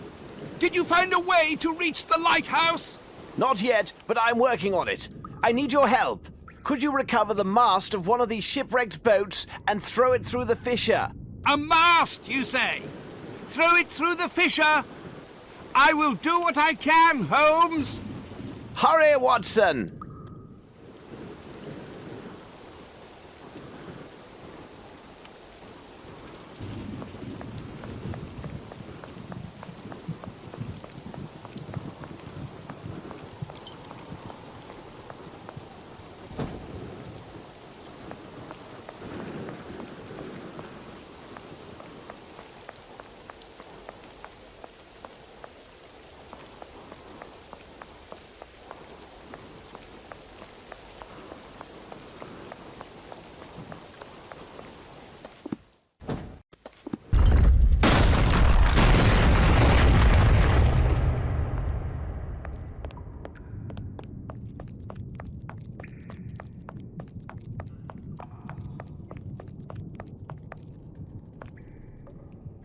This light must come from inside the lighthouse. What is that ungodly stench? No time for speculation. I must lift this stone.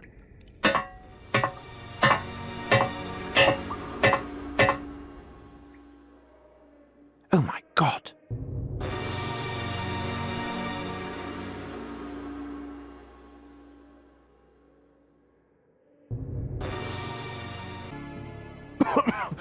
These lamps produce a lethal smoke. We must stop these fires, and quickly. A bucket and some water. Hurry, Watson. I am very happy that... Oh my God! What sort of madman could... If we are to find out, we must find a way to reach the top of the lighthouse.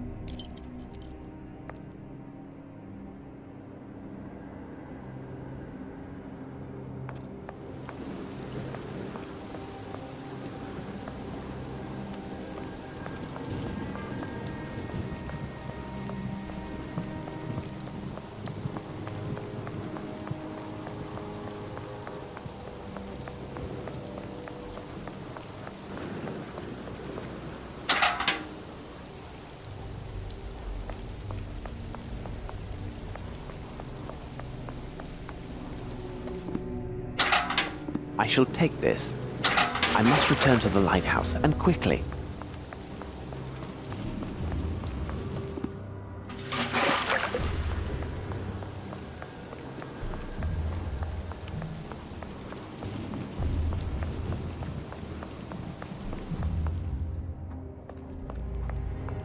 Bravo, Holmes!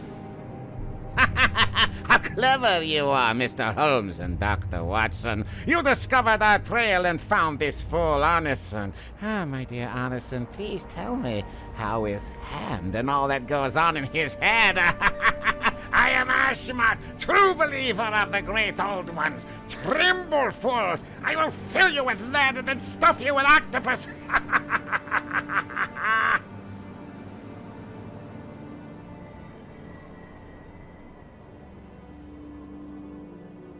Very interesting.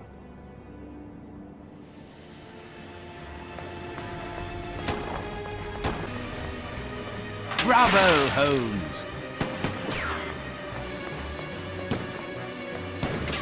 Bravo, Holmes!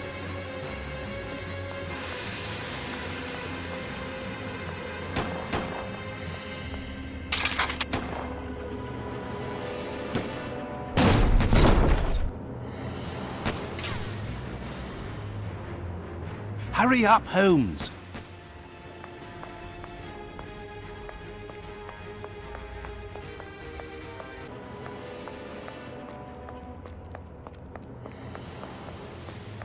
Bravo, Holmes!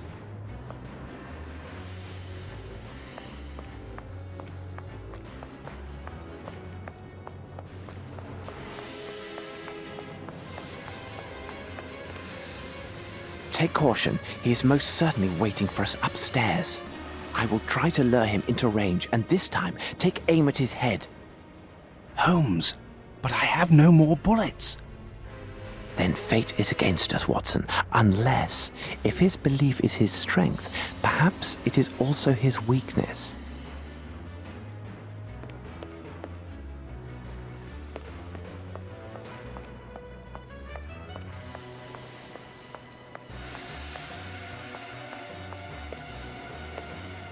Here is the place. Now, to find some blood and draw the sign of the Great Old Ones.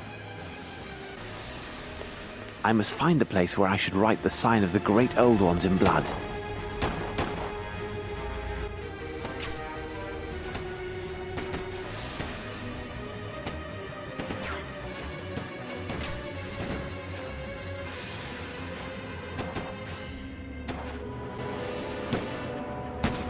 And there, it is done.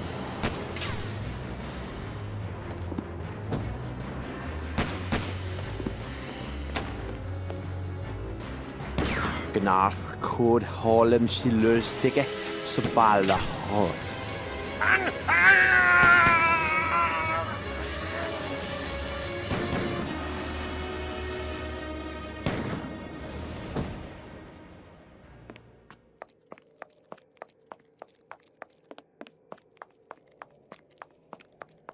It is locked. The only way in is to batter it down.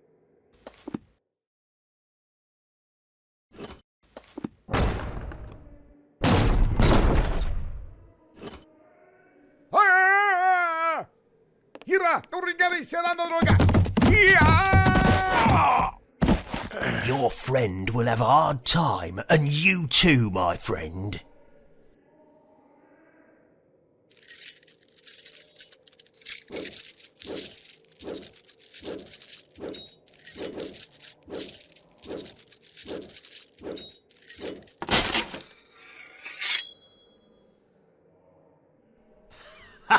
Go on, kill me. You're too late.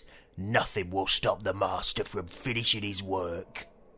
And why is that? The door is locked with a padlock, and as long as my friend's alive, you'll never have that key. He surely crushed your pathetic friend. Believe me, he's a better man in a fight than me. Cease your prattle. Where is the key? Here comes my friend. Where is the key? Listen, you fool. What is the good of this great event if you lose your head and hands to a sword? You're right, my dear. Anyway, you'll never get that key so long as my friend's alive. He has it deep and safe in his own... Oh, oh, oh!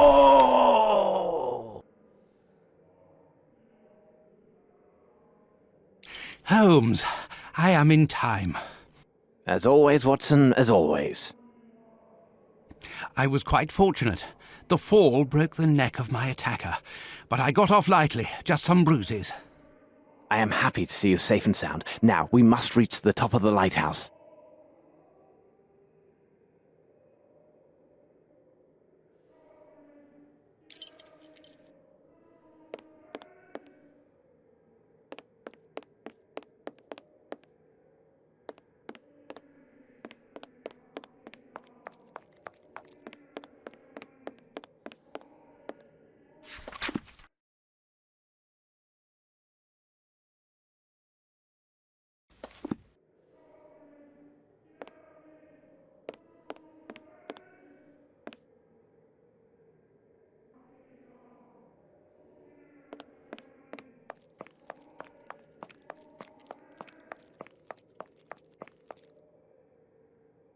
The door is securely fastened and with a formidable lock. The man over there, or rather down there, he told me that while this Hindi was alive, I couldn't have the key. Now, where could he have hidden it?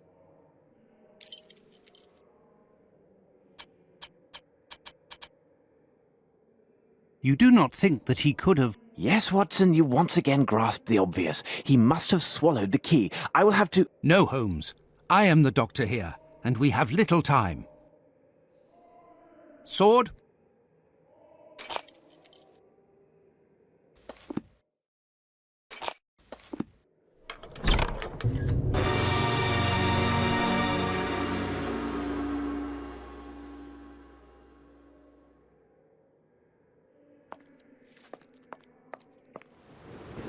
Watson!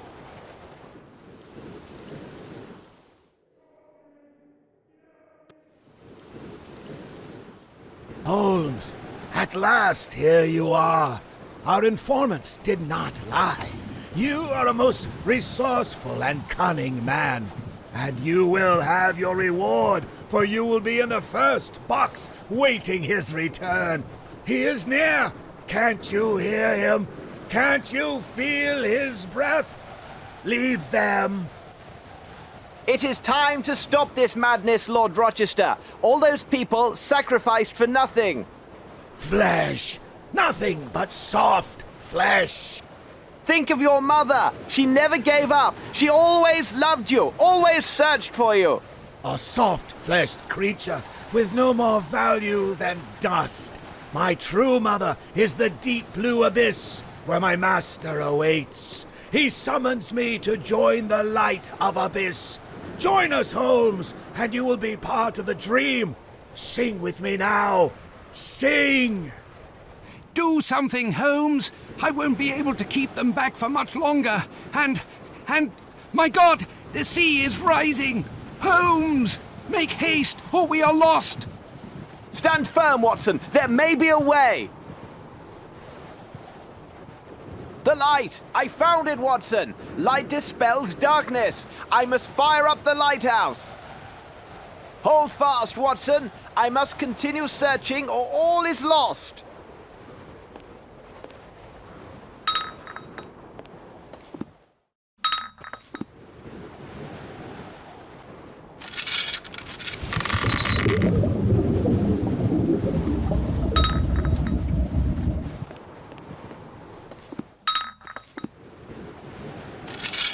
Bravo, Holmes! No! Cast out this light! Continue the ceremony! Sing! We must sing! You will never reach the end of your song, Rochester. Take heed as your choir is leaving. Come with me. This place is dangerous. You don't understand, Holmes. He is here. He has come. Rochester! I called you. You came. Take me! I belong to you! The world is yours! Oh, great!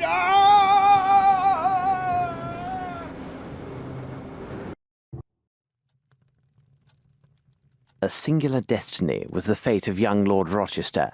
Those who saved him from drowning in those dark waters off the Indian coast served only to cast him into the true abyss, that of madness, a brilliant young man of noble blood whose intelligence was perverted to the service of appalling ancient rites. What did he see or envision that transformed him into such a beast?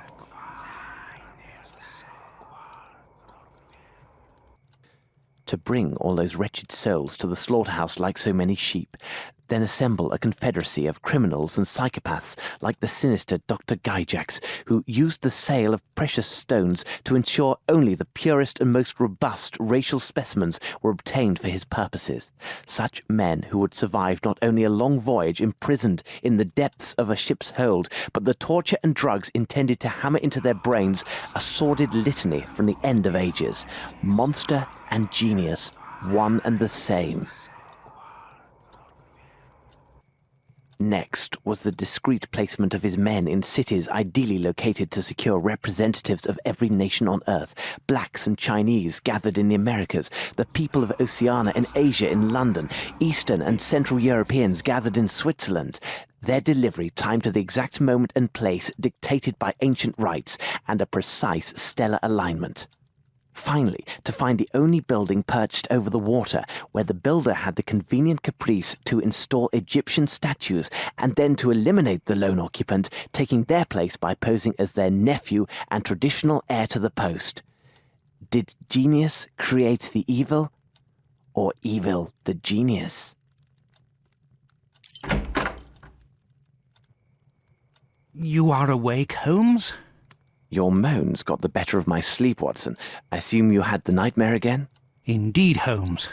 And this time the memories of that dreadful adventure were so vivid and real. Everything came back to me, as if it were happening again. All the better, Watson. It is because you had begun to forget. The best therapy would have been for you to write on the subject, but what we saw and endured must never be revealed. True, Holmes. We have never even spoken on it. But do you believe that had we failed, if we had not arrived in time, if this strange ritual had seen its end? Who knows, Watson? Who knows? But you speak of the past. What troubles me more is the future. Whatever do you mean? We eliminated, or have every reason to think so, a formidable threat to our society. But by doing so, we resurrected another, a hidden danger, one laden with hate and moved by vengeance, a ticking bomb, waiting. And a danger wearing a face I know far too well.